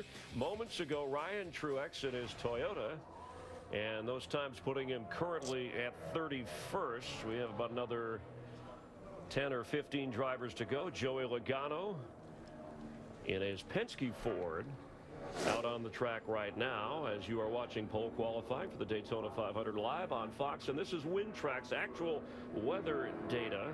These are wind molecules. And Carl, we showed this to Greg, and he got a little dizzy and confused and trying to figure. But he somehow applied it to what he was doing. Now, when you sat on the pole 2 years ago, Greg Biffle was second, your teammate, and he was annoyed at that. You think he could top it? Yeah, he was not happy. He looked really happy when he got out of his Ford there, but he was not happy a couple years ago. That WinTrack's pretty cool. I think we all try to do that. We try to guess where to run. You know, you watch Joey come off the corner, and you try to hide from the wind and get the tailwind, but that would be useful information in the car if we could have it. So is your plan to run right next to the wall, then right to the bottom, or will you mix it up? Joey dove low when he came off turn 4 to get the green. That's another strategy, and we saw Greg kind of diamond the corner, if you will, up in the middle of the turn and then down. That's interesting.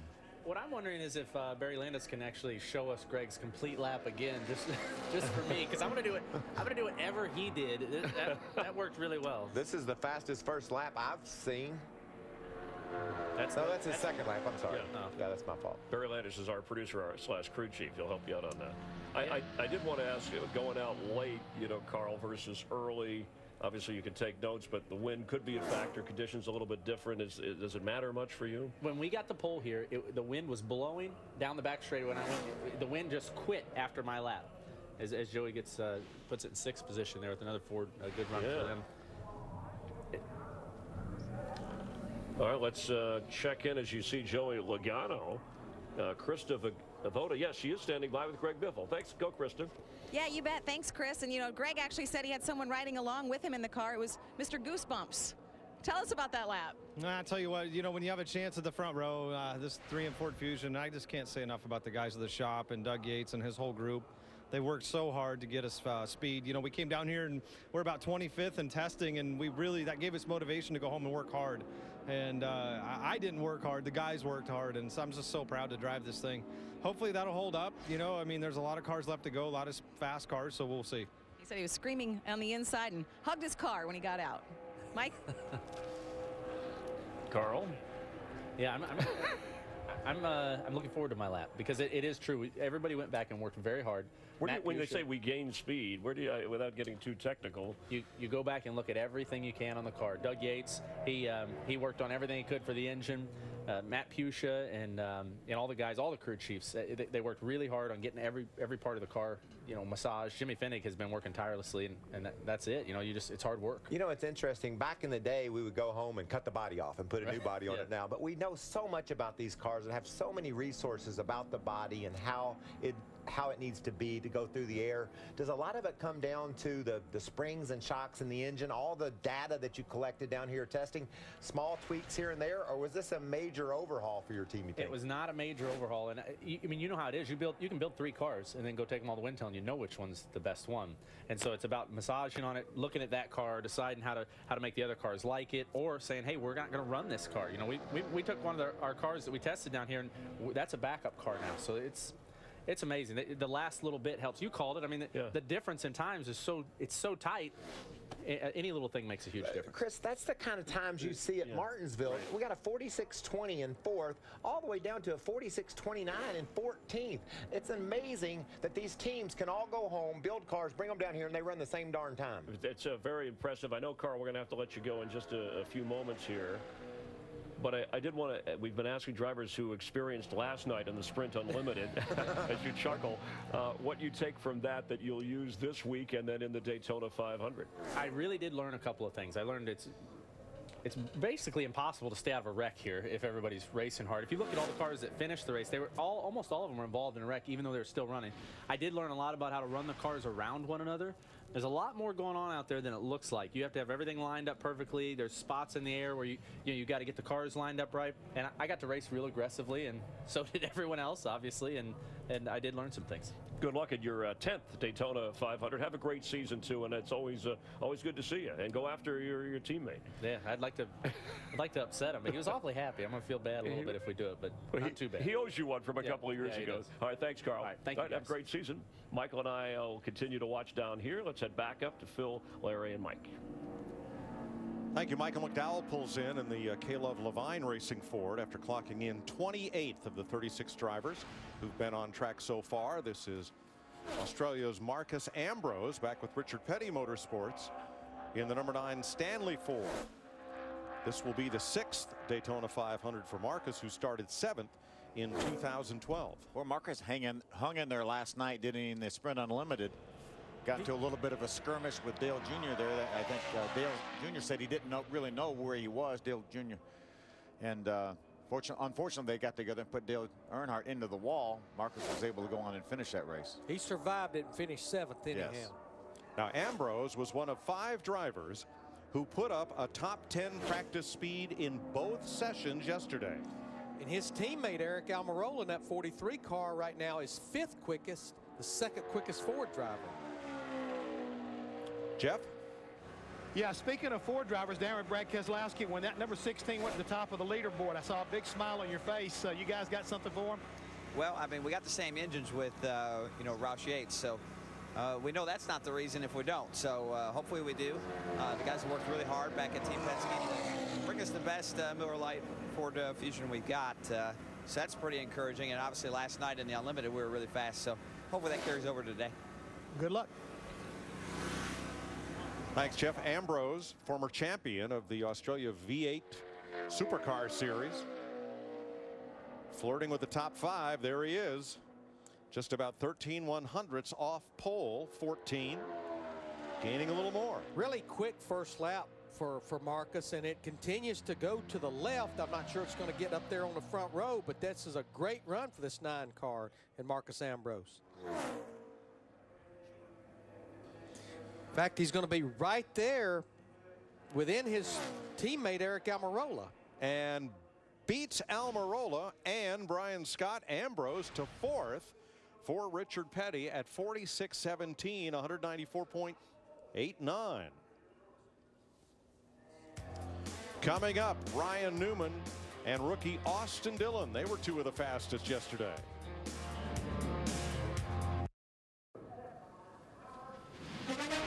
They call him the Rocket because at one point in his career, he won the pole 1 out of every 4 tries. And Ryan Newman is second after a first lap that was within 2 1/1000ths of Greg Biffle. The Caterpillar Chevrolet of Richard Childress Racing runs 45.98 and misses the pole by 2 1/100ths of a second. But it's front row for Ryan right now. And in the middle of turn 3 and 4, he actually was faster than Greg Biffle in that 16 and then lost just a little bit on the exit of turn 4. And all it takes is a little puff of wind here or there. All of the RCR cars were quick in practice yesterday. That's Richard Childress Racing. You saw him a moment ago. And here is his grandson, Austin Dillon, on track, bringing the number 3 back to the track for the first time in the Sprint Cup Series since 2001. And look at all the driving greats that have scored victories in Sprint Cup wheeling cars numbered 3. Led by Dale Earnhardt with 67 wins. The Dow Chevrolet with Gil Martin as crew chief, one of the quickest in practice yesterday. 4th and 2nd in the 2 practice sessions. Now the first lap time to beat, 46.54. And they were the fastest in practice in January. In fact, they were going to bring a new car back, but they were so quick. His crew chief Gil Martin and Austin Dillon said, we want to bring this car back. The new car they built for him actually is what his teammate Paul Menard has here. You know, Austin's brother Ty won the truck race last year at Texas, and that was the 100th win for Richard Childress with a number 3. So far, he's done it 46.42 by a 1/10 of a second, a full 1/10. That's the fastest first lap. You can see the tracker keeps moving to the left. Remember, that's the area where there's so many drivers in that 46.20 bracket. That first lap of Dillon's the 21st fastest lap of the whole day.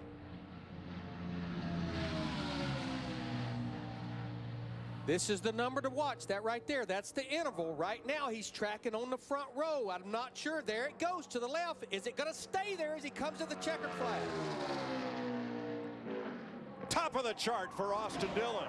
The 23-year-old rookie runs 45.91, and he is fastest, trying to become the 4th different driver to put a number 3 on the pole for the Daytona 500. We now have a pole sitter over 196 miles per hour. I think Austin proved that the testing speeds were no fluke. Buddy Baker in 1969, Ricky Rudd for Richard Childress in 1983, and Dale Earnhardt in 1996. I believe Buddy Baker, was that a Ray Fox car that he was driving in 69? When's he go? 48. Leave Richard Childress a little uptight over that run right there.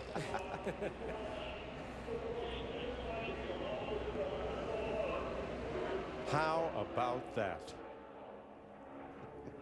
Krista?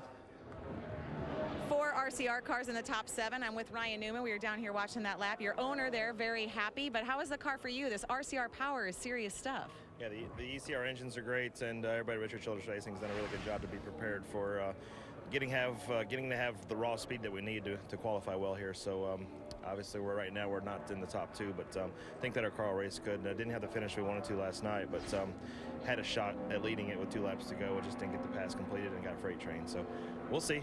Well, no matter what the car, he knows how to win the Daytona 500. And Krista, though he's not on the front row, The top 6 in today's qualifying session know they'll be in the Daytona 500, at least based on their qualifying speeds. The front row will be set today. The next 30 positions in the Budweiser Duel on Thursday. Then the next 4 practice qualifying speeds from this session, followed by 6 car owner point provisionals and a champions provisional if needed. Brad Keselowski, the 2012 Sprint Cup champ, driving for Team Penske in the Miller Lite Ford, was 11th in the first practice and 21st in the second practice yesterday. And here's what's interesting. We have 10 drivers left to qualify, including Brad Keselowski. But you look in that group, there's Carl Edwards and Ricky Stenhouse Jr. That's Greg Biffle's teammates. The biggest driver I'm going to be watching the closest, I think, is Martin Truex Jr. in that 78 car, because remember, same engine, same equipment as what Austin Dillon in that 3 car has. Checkered flag for the second-generation driver from Michigan. Top 4 for Keselowski. 46.08, 195.3 for Brad.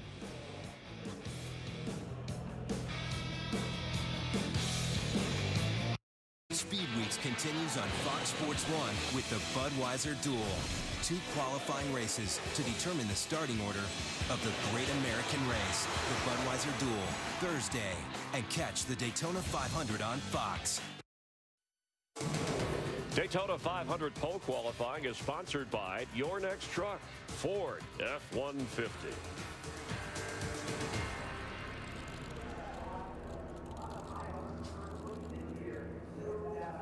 Aerial coverage provided by Goodyear. Everything they learn making tires for the grueling demands of NASCAR inspires what rolls into yours. Goodyear, official tire of NASCAR. David Gilliland in the Love's Travel Stops Ford. A little bit of smoke there off the right front, as Gilliland is the 41st driver to take time. He was the pole winner for the 500, driving for Robert Yates here in 2007. What was that, a little tire rub? Yeah, I'm not sure. It did look like a little bit of a tire rub. You know, they do work so hard to get the front of these cars down on the ground, and maybe just a little more than what they had in practice. 24th for David Gilliland with a 46.45. Jeff Hammond with the proudest papa in town. You're exactly right. Here with Mike Dillon, Austin's dad. How proud are you right now of your son? And at the same time, how long has this number 3, been thought about as far as Richard Childress Racing coming back here to Daytona in Sprint Cup? If you ask Austin, he's probably thought of it the whole time was going to be his number, but when we started running the trucks, he had some success with it. We talked about what would you ever do. It's always been up to Richard, and I think the momentum, the fans, as we started talking about it, the fans' momentum, the popularity of bringing it back, I think the fans are probably more responsible for it coming back and Richard being comfortable with it. But proud of Austin. I'm proud of the whole team at RCR, all the guys, the engine shop at ECR, Dr. Eric Warren for putting our whole program together, and all the people that we've assembled, Gil and the race team. It's a good day. It's a good day for RCR right now. Long time coming, Mike. Long time coming. Absolutely. Austin Dillon, Greg Biffle fastest right now. David Gilliland's teammate, David Reagan, drew the 42nd pill, so he's on track right now in the second Front Row Motorsports entry, the CSX Play It Safe Around Train Tracks Ford. Has a win here back in July of 2011 when he was driving for Roush Fenway, but no question one of the feel-good stories from last year, 2013. David Gilliland, his teammate, helping to push David Reagan to that win at Talladega back in the spring. Yeah, both those teammates, second-generation NASCAR racers. I was talking to David's dad, Ken, down in the garage area earlier today. Ken gets to a lot of races to watch David race. Trying to climb up above 30th. He did not practice in the 30s. But getting close here. His first lap, 47.30. See what David can do here on lap 2. 33rd for Reagan, 46.79, 192.3. Krista. Well, to say there was pressure on Austin Dillon's shoulders would be an understatement. Bringing back the 3, backing up the practice time, Do you feel the pressure relieved right now, and did you feel it as soon as you crossed the start-finish line? Well, it's nice to get in the car. You know, I feel like this is all for the guys. RCR, they brought the house down here. Our engine's been really good since we've been here, and Newman had a good run. It would have been really cool to get 1-2. Hopefully we can finish off this effort right here. There's still a few fast cars left, but just proud of all my guys. I got to thank Dow, Cheerios, everybody that supported this whole program since we started. It's been fun so far. We just got to keep it going. You had to feel the weight of that pressure, right? I just had to hit my shifts, and then I knew that I could hopefully hold the wheel straight for 2 laps. Thanks, Austin. 7 drivers to go as Austin Dillon holds the top spot. They are Carl Edwards in the Fastenal Ford number 99, Jeff Gordon, Kurt Busch, Ricky Stenhouse, Martin Truex, Jimmy Johnson, and Clint Boyer. A lot of star power at the bottom end of the lineup due to the random draw of the qualifying order. And you know, Austin talked about I knew if I hit my shifts I would be okay, and these engine builders have a very specific RPM range that want you to shift in. As a matter of fact, the RCR guys want to shift at about 8,400 RPMs. That's peak power. Jack Roush, lower right of your screen, looking on. He is the car owner for Stenhouse, Edwards, and Biffle. Mike, we heard Greg Biffle when he was down there with Chris Myers and Michael Waltrip talking about surprisingly the speed from testing.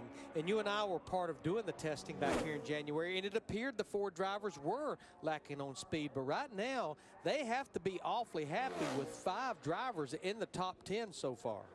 Absolutely. Now 46.51 is the second fastest first lap.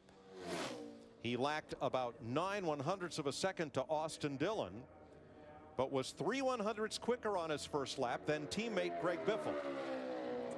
And we continue to see the tracker jump around a lot in that area, as you also see right there at the base of the windshield, starting to spit a little bit of water. But there's so many drivers right there in that area, but the tracker keeps going in the right direction.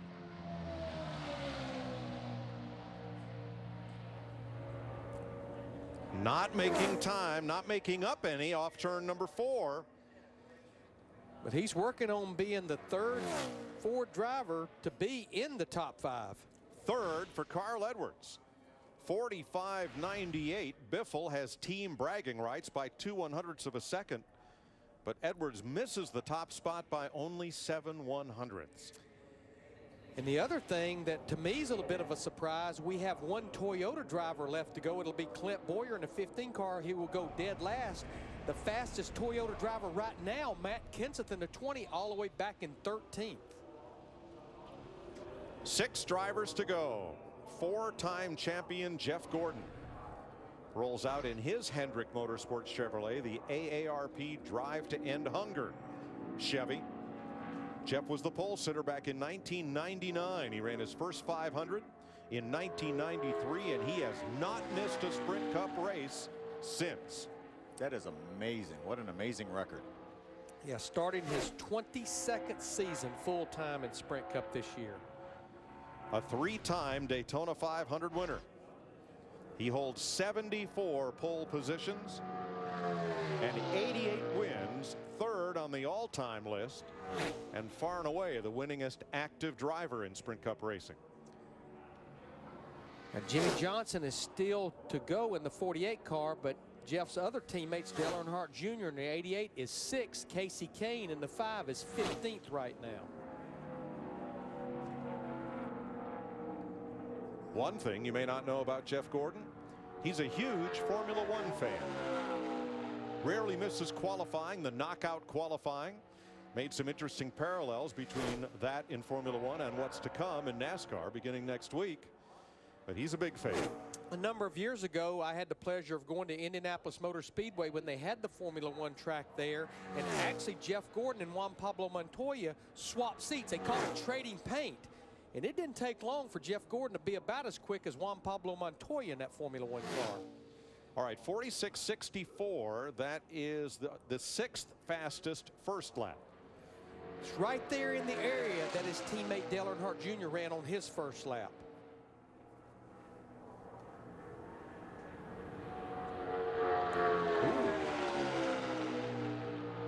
Little jump in the tracker there.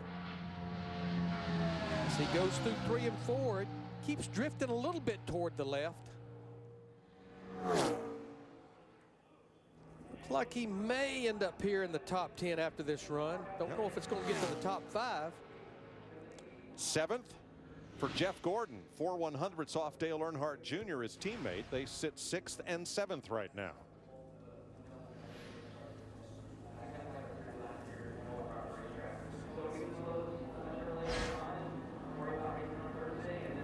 So there are 5 drivers left to challenge Austin Dillon for the pole, and here they are.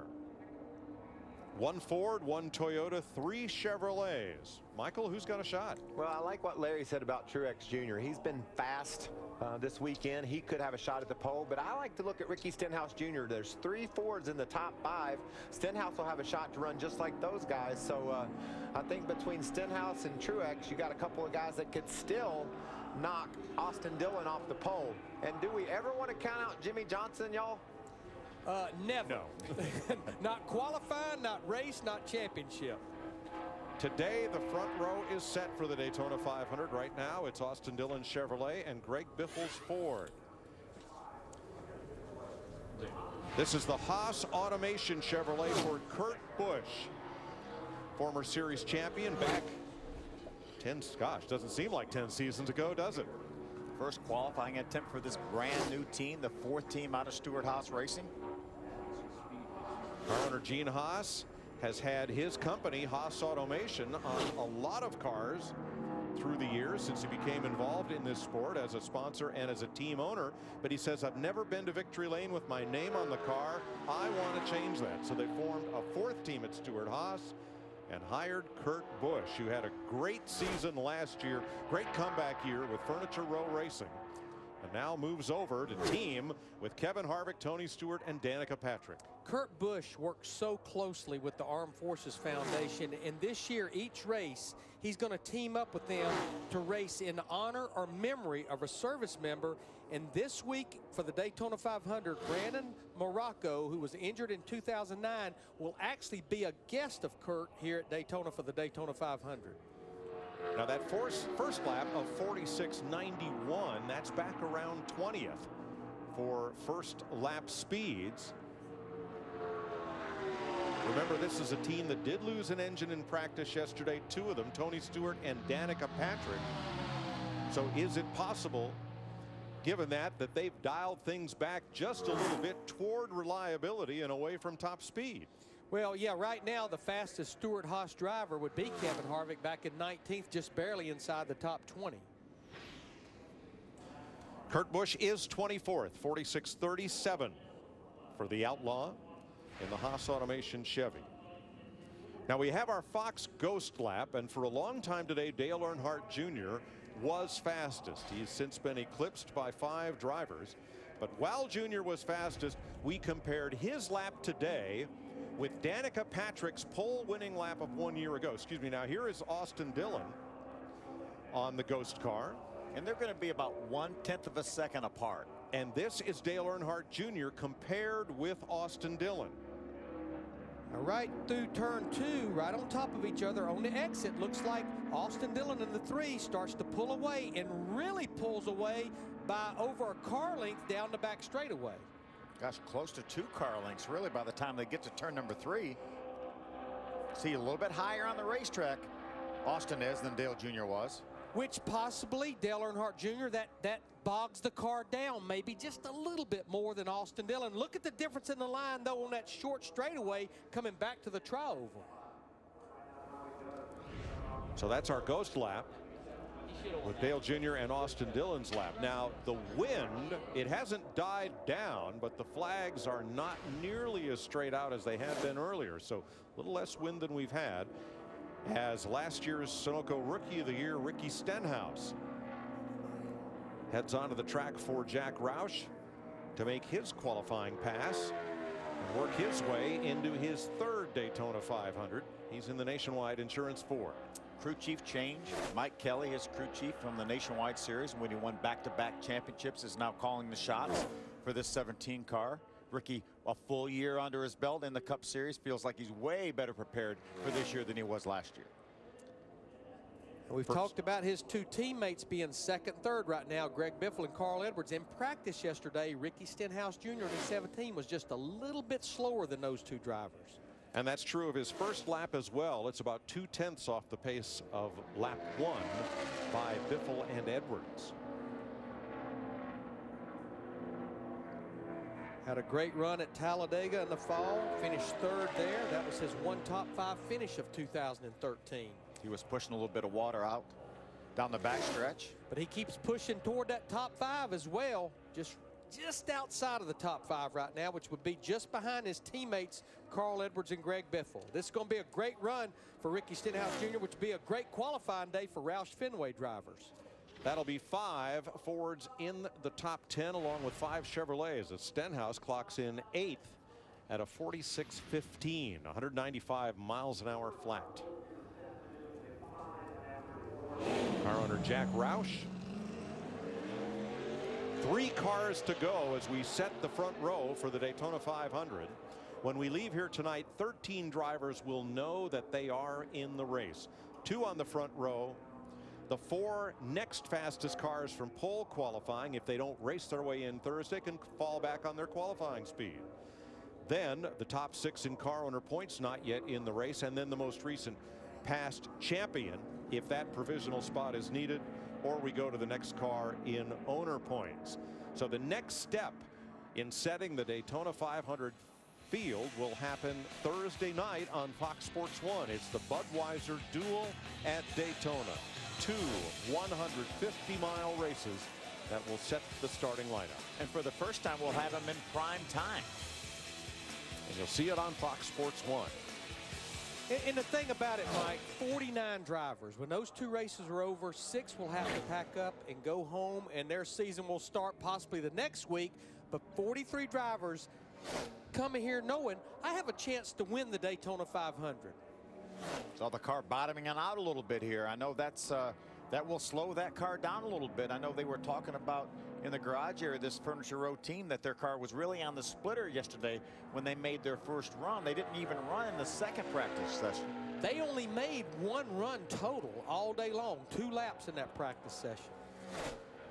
Kurt Busch drove for this team last year. Martin Truex Jr. moves over from Michael Waltrip Racing to Furniture Row. Now, Truex has a 6th place finish in the 500. He was the pole sitter in 2009. 46-46. That's right there where Austin Dillon ran on his first lap in that 3 car.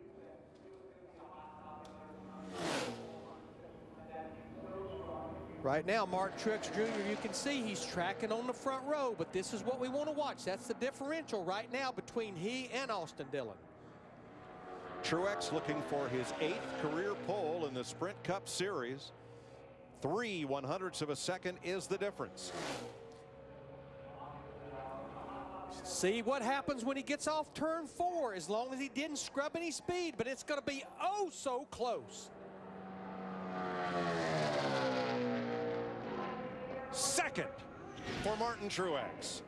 45.95, 4 100ths of a second, the difference.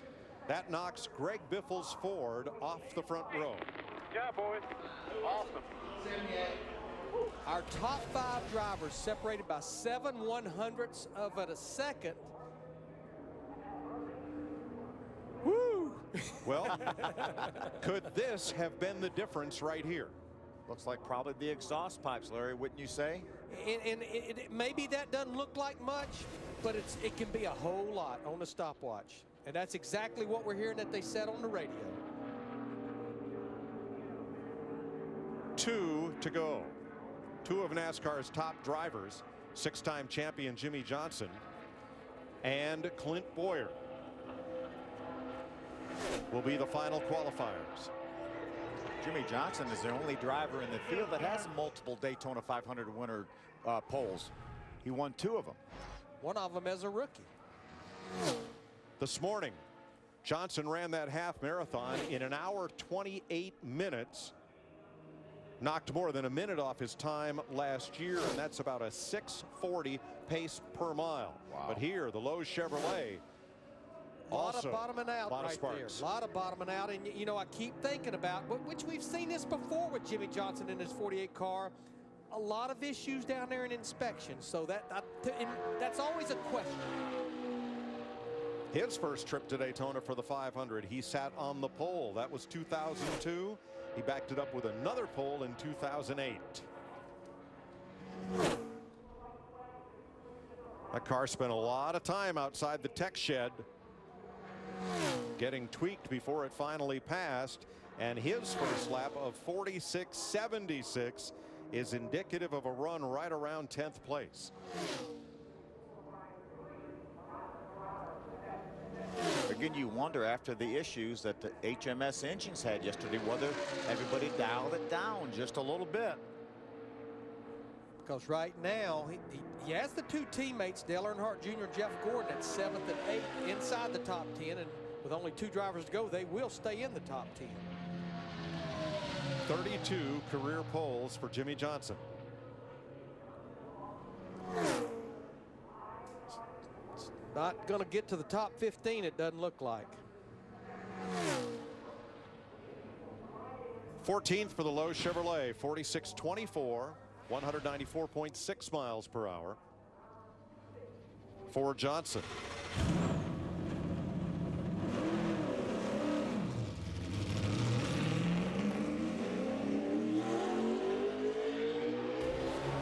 Talk about dragging the racetrack. And that's in the same area that Martin Truex Jr.'s 78 car was bottoming out, but this seems to be bottoming out a lot more than his car did. Yeah, it certainly did, and he ran about 0.3 of a second slower than Martin Truex did.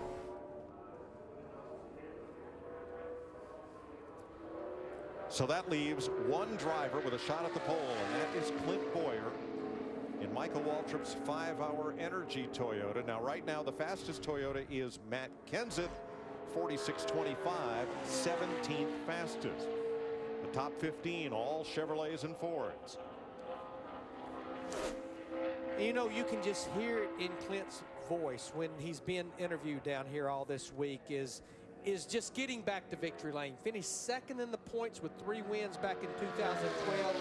And even though he made the chase last year, he went winless. You can tell that really is a thorn in his side. Boyer started 6th in the 500 in 2011. He has a pair of 4th place finishes in his 8 career starts in the 500. With the way these last few drivers have qualified, we do not even have a Toyota driver in the top 15 right now, only 2 in the top 20. Boy, it almost seems like it was Ford last year. We didn't have that many Fords up front. We had Trevor Bayne up in the top 5, but really you had to go back outside of the top 10 for the rest of the Fords. It seems like every manufacturer goes through that cycle where maybe they seem to be a little bit off. And again, this is just qualifying. It's not going to matter Thursday when they tee it up.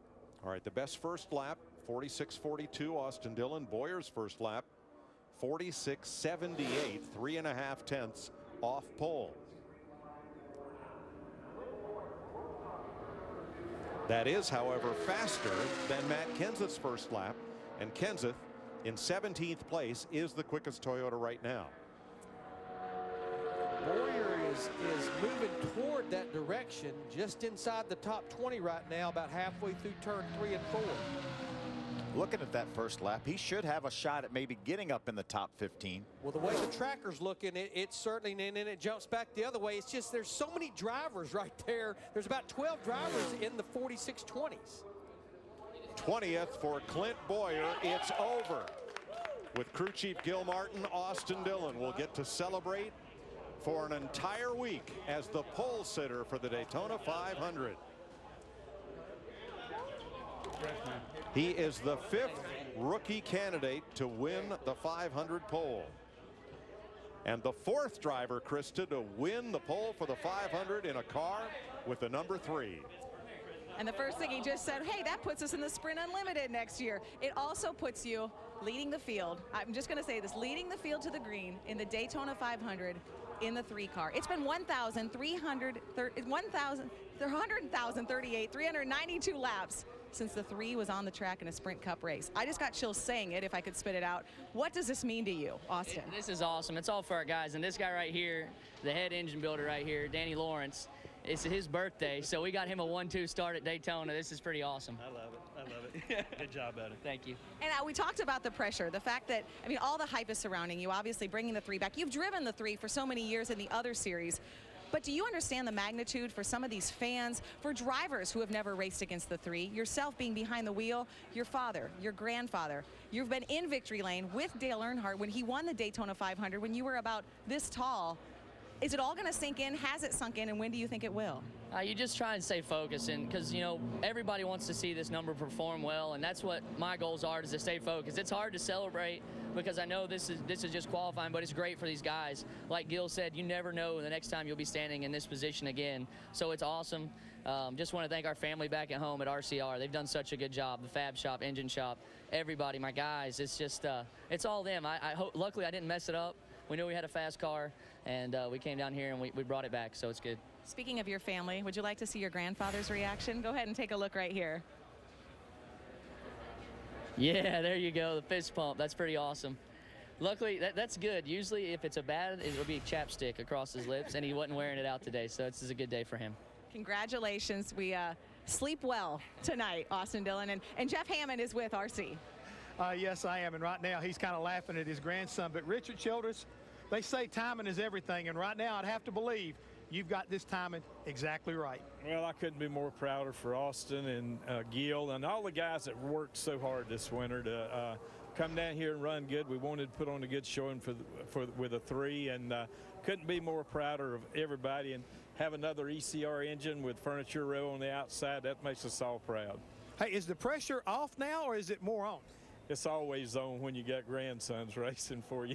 But, to bring Dow Chemicals, Bass Pro, American Ethanol Trios, everybody in that believed in this young kid, to took a chance on him, I couldn't be more prouder for all of the sponsors and people that got behind us. A lot of smiles down here in the garage area right now, Mike. Thanks, Jeff. Lots more to come from here in Daytona, where 23-year-old Sprint Cup rookie candidate Austin Dillon makes a huge statement in winning the pole for next Sunday's Daytona 500.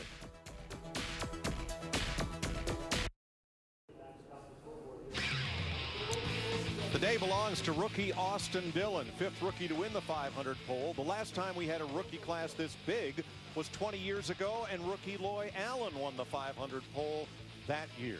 And how about little Furniture Row Racing, Barney Visser's one-car team that doesn't operate out of the Carolinas like everybody else in the sport. They race that team out of Denver, Colorado. Richard Petty congratulates Austin Dillon. Big man in Daytona tonight. What a day for Richard Childress, his family, and his team. But it's not just the pole, it's the whole front row that's set today. Krista? And Mike, there's 2 ways to look at this. Martin Truex got out of the car and said, awesome, good job. And then he looked at the time and thought, man, so close. But you're on the front row for the Daytona 500. Yeah, front row. I mean, that's what we're here for today. So obviously, you can't say enough about this team. What a great job. I think we've got about 6 miles on this car. One run yesterday, no testing down here. Just an amazing job by Todd and Cole and everybody on the team. And obviously, pretty lucky guy to get to hold the wheel. So ECR engines, front row, we're lucky to have them under the hood. And just got to thank everyone for the hard work, and really excited about the rest of Speed Weeks. Absolutely, because you go to bed tonight thinking not only are you have a good starting position, you could win this race. Well, anybody in the field almost could win this race. So, based on what we've seen last night, it's going to be a lot of learning, a lot of things to work on this week to get the car, driving like we need it to. But definitely a good way to start it off, that's for sure. All right, thanks, Martin Truex. And I joked with him. I said, you can be cautious in the duel. He said, oh no, we're going to try to win that thing.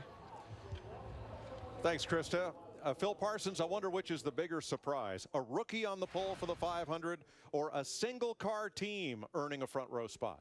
That team earned 9 front row starts last year with Kurt Busch. They had 1 pole, 8 outside poles, so it's no big surprise that team sat on the front row. But as Martin Truex said, that team never tested a lap, and they made 1 run yesterday. So that car had actually 2 laps on it when qualifying started today. Larry, Richard Childress Racing has been a powerhouse for a long time in this sport. You were there crew chiefing for Dale Earnhardt and Mike Skinner. What is it about RCR? Yeah, Richard Childress starts talking about Daytona well before the season that's before it comes to an end. And I can promise you, this Daytona 500, especially bringing that 3 back, bringing his grandson back, Austin Dillon, it has been on the mind of Richard Childress for a number of months, and he pushes that organization whenever you get to prepare for the Daytona 500. Remember, this is the 29 team from last year, and they were so strong here with Kevin Harvick a year ago.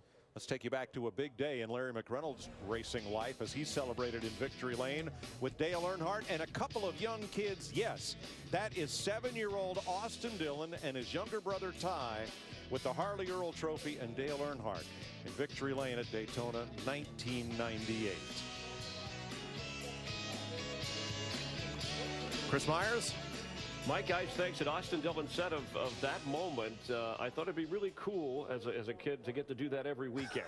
And it's pretty cool. I like what Mike Joy was saying. You got a rookie, a single car team with help from Richard Childress Racing on that front row. So the Great American Race is really every man's race when you think about the superstars, the dreams and hopes. But let's talk about what happened today, the return of the 3-car, and how Austin Dillon was able to use that speed. And now the pressure that comes with being on the pole for a 23-year-old all week with the most important race. Well, we heard Carl Edwards talking about the fact that the Dillon boys are out at the dirt track racing. I bet he can't wait to head to Volusia County, get in his dirt car tonight, and have everybody in the whole place tell him great job. This is an amazing accomplishment, and it's quite an honor to be able to represent all of Richard Childress Racing by putting your car on the pole.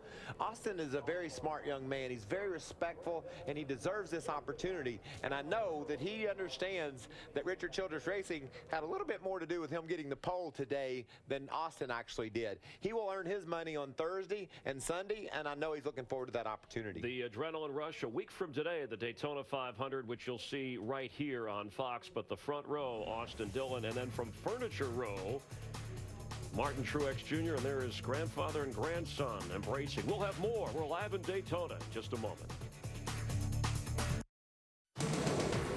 Daytona 500 pole qualifying is sponsored by Toyota. Let's go places. By Goodyear, the official tire of NASCAR. And by Budweiser. Great times are waiting. Grab some buds. And we have our 12th different pole sitter in the last 12 Daytona 500s. There is Austin Dillon. Last time a pole sitter won the Daytona 500 was 2000 with Dale Jarrett. Meanwhile, last year's Daytona 500 winner, also the Sprint Cup champion, Jimmy Johnson, excited about this year. 500 grueling miles, unsettling speeds, and it's the biggest race of the year. Winning it puts you in racing lore forever. Trust me, I know. For the second time, the Daytona 500 goes to Jimmy Johnson. It's the 56th running of the Great American Race, the Daytona 500, and it's only on Fox.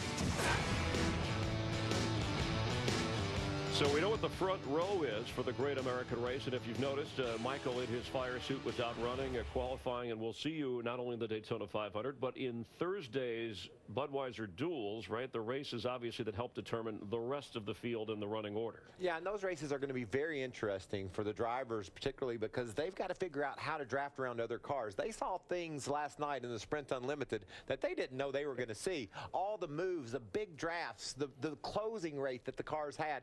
They're going to have to get out there and experience it and feel that out and try to understand through those races on Thursday afternoon, evening, how they're going to win the Daytona 500. Yeah, and this for the first time under the lights, prime time, and you'll see at 7 o'clock the first duel. And this is, Michael, you just spout out some thoughts here as we see how people are lined up.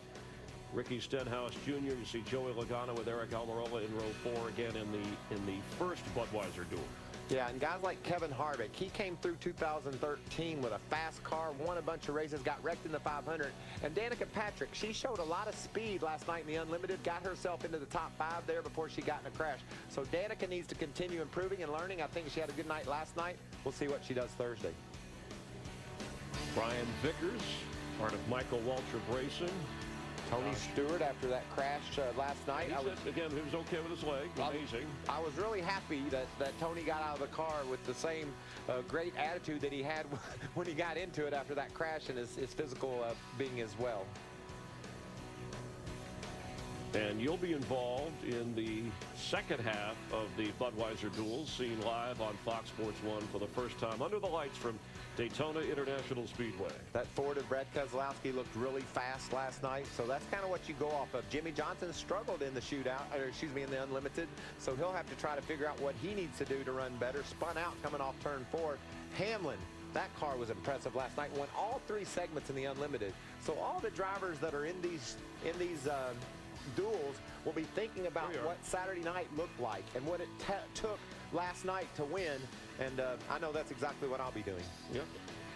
And you'll see it on Fox Sports 1. Now, we went, 75 laps last night. Each duel is, 150 miles, right? Yeah. So you're getting, until you get to the Daytona 500 here, each time you're getting a little bit closer here. So how do you use that? And this is an advantage, too, because it's under the lights like the Unlimited was. But, of course, the Daytona 500 is 1 o'clock Eastern next Sunday. Well, handling comes into play at Daytona almost every time, every year. But last night, we saw guys not get 4 tires and still be able to hang on to the front. So I think it'll be interesting racing Thursday night under the lights. The conditions are more favorable for your car sticking to the road.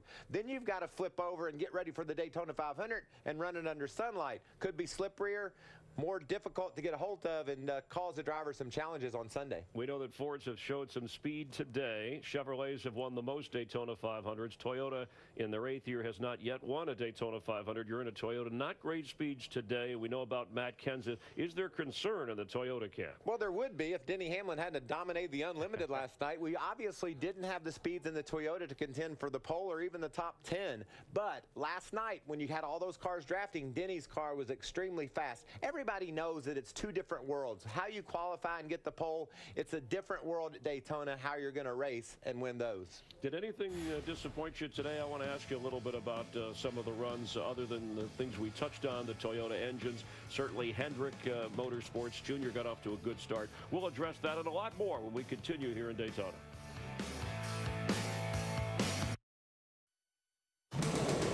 Daytona 500 pole qualifying is sponsored by Sprint. Get a Sprint family plan for as low as $25 per month each. Visit sprint.com/speed. Great weather today. Great weather scheduled all week and for next Sunday. And aerial coverage provided by Goodyear. Everything they learn making tires for the grueling demands of NASCAR inspires what rolls into yours. Goodyear, the official tire of NASCAR.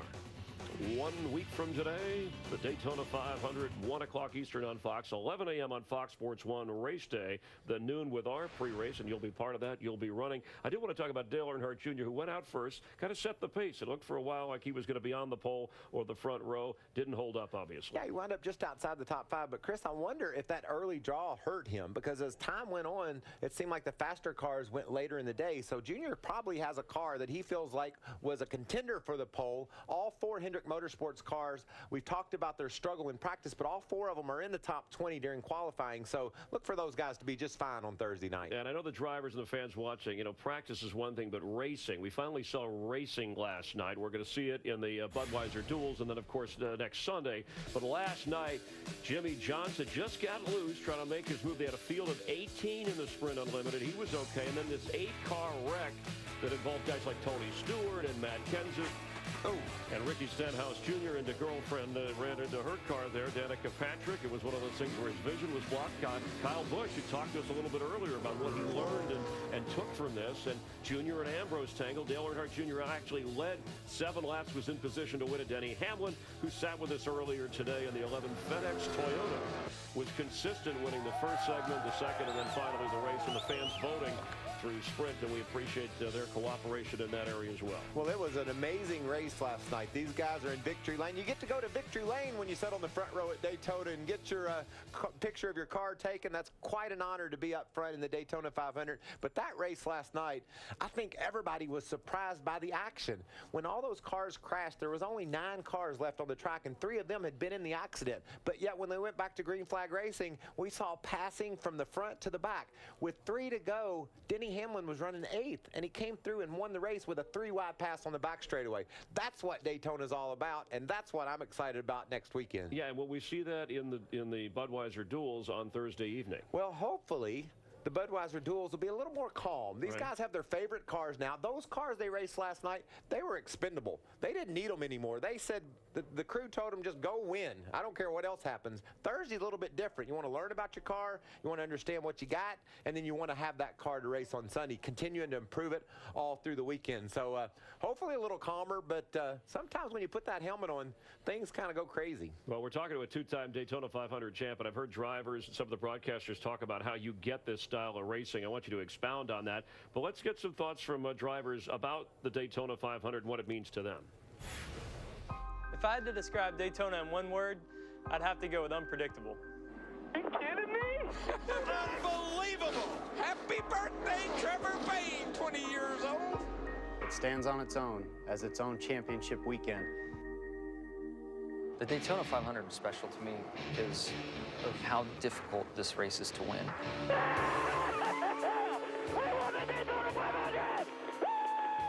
This track isn't easy. It takes no prisoners. It cuts nobody slack. Driving off in turn 3 the first time off pit lane was something I'll never forget. My first Daytona 500 sucked, but my second one was awesome. I started on the pole, so I'm excited to see what the third one's like. When you ask me one word to describe the Daytona 500 and the win, I say unbelievable. I just could not believe the feeling that I got by driving into victory lane. You have to understand, Chris, I grew up watching my brother, Darrell, struggle to win the Daytona 500. He raced 17 years, won championships, couldn't get to victory lane in Daytona. Same thing with Dale Earnhardt. Couldn't quite pull off the big 500 win in Daytona. And I raced for many a years before I ever got to victory lane, and Daytona is career defining. Winning the Daytona 500 is the best feeling in the world. And just sitting on the pole, Dale Earnhardt, 1996, the last time the 3-car was there, the 3-car with Austin Dillon will be there a week from Sunday. And as a two-time champ, we'll talk about strategy, how it's changed over the years, or is Daytona just Daytona? Right place, right time. A thinking man's race is what Michael has called it. We'll have more from Daytona in just a moment. That's your front row for next Sunday's Daytona 500. The rookie, Austin Dillon in the 3-car, and Martin Truex Jr. in a new team. They are locked in not only in the race, but in the starting positions. But, Michael, other drivers, we know they'll be in the race. They're just not sure where they'll start yet. That's exactly right. The following 4 are locked in because of their speed today. And then after that, guys are locked in because of their point position from 2013. And then Tony Stewart will be in as a past champions provisional. So there'll be many more that will get in as these guys make their way into the show. But for sure today, they know they're in. And you'll be part of that show. We know you won it back in 2001, your first of 2 Daytona 500s. What does it take, sum up a lot of factors, to win the Great American Race? I think it all starts this coming Wednesday. You have to be hyper-focused in practice on Wednesday. You got to get that car driving perfectly so you can go out and try what you've got on Thursday. You have to survive the race on Thursday, hopefully win the thing. Just think about Dale Earnhardt. In the 90s, he won every duel. Every duel in the 90s, he won. He was ready to race when it came time to go on Sunday and finally won the Daytona 500 in 1998. So you just need a perfect day on Wednesday preparing, a great race on Thursday in the duels, and then cruise into Sunday with a lot of confidence and a fast car. And as great an honor as it is to be on the pole, this is the 56th running of the Daytona 500. Only 9 times has the pole sitter actually went on to win the race, so there's a lot that can happen, a lot of coming and going. You got that right. You know, you're going to be in the back at some point in the day. You've got to be smart and make your way through to the front. You're going to need that great pit stop at the end. You've got to have your crew pull that off for you. You're right, Chris. A lot of factors going to winning the Daytona 500. That's why it's so good. It'll be unpredictable as always. Stick around on Fox, and don't forget Fox Sports 1, the Budweiser duel from Daytona on Thursday, and next Sunday, the Daytona 500. For Mike, Larry, and Phil, Kristen, Jeff, Darrell Waltrip, Matt Yoakum, Steve Burns, be well, and we'll see you soon here in Daytona. I'm Chris Myers. Thanks for being a part of NASCAR on Fox.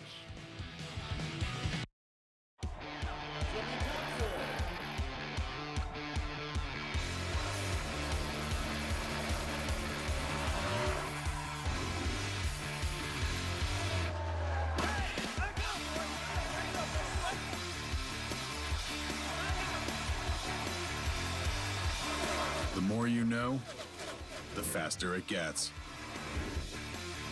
NASCAR.com. Powered by NASCAR. This copyrighted telecast may not be reproduced, retransmitted, or used in any form without the authorized written consent of NASCAR Broadcasting. NASCAR would like to thank all of our loyal fans for your continued support, and we hope you enjoyed today's broadcast.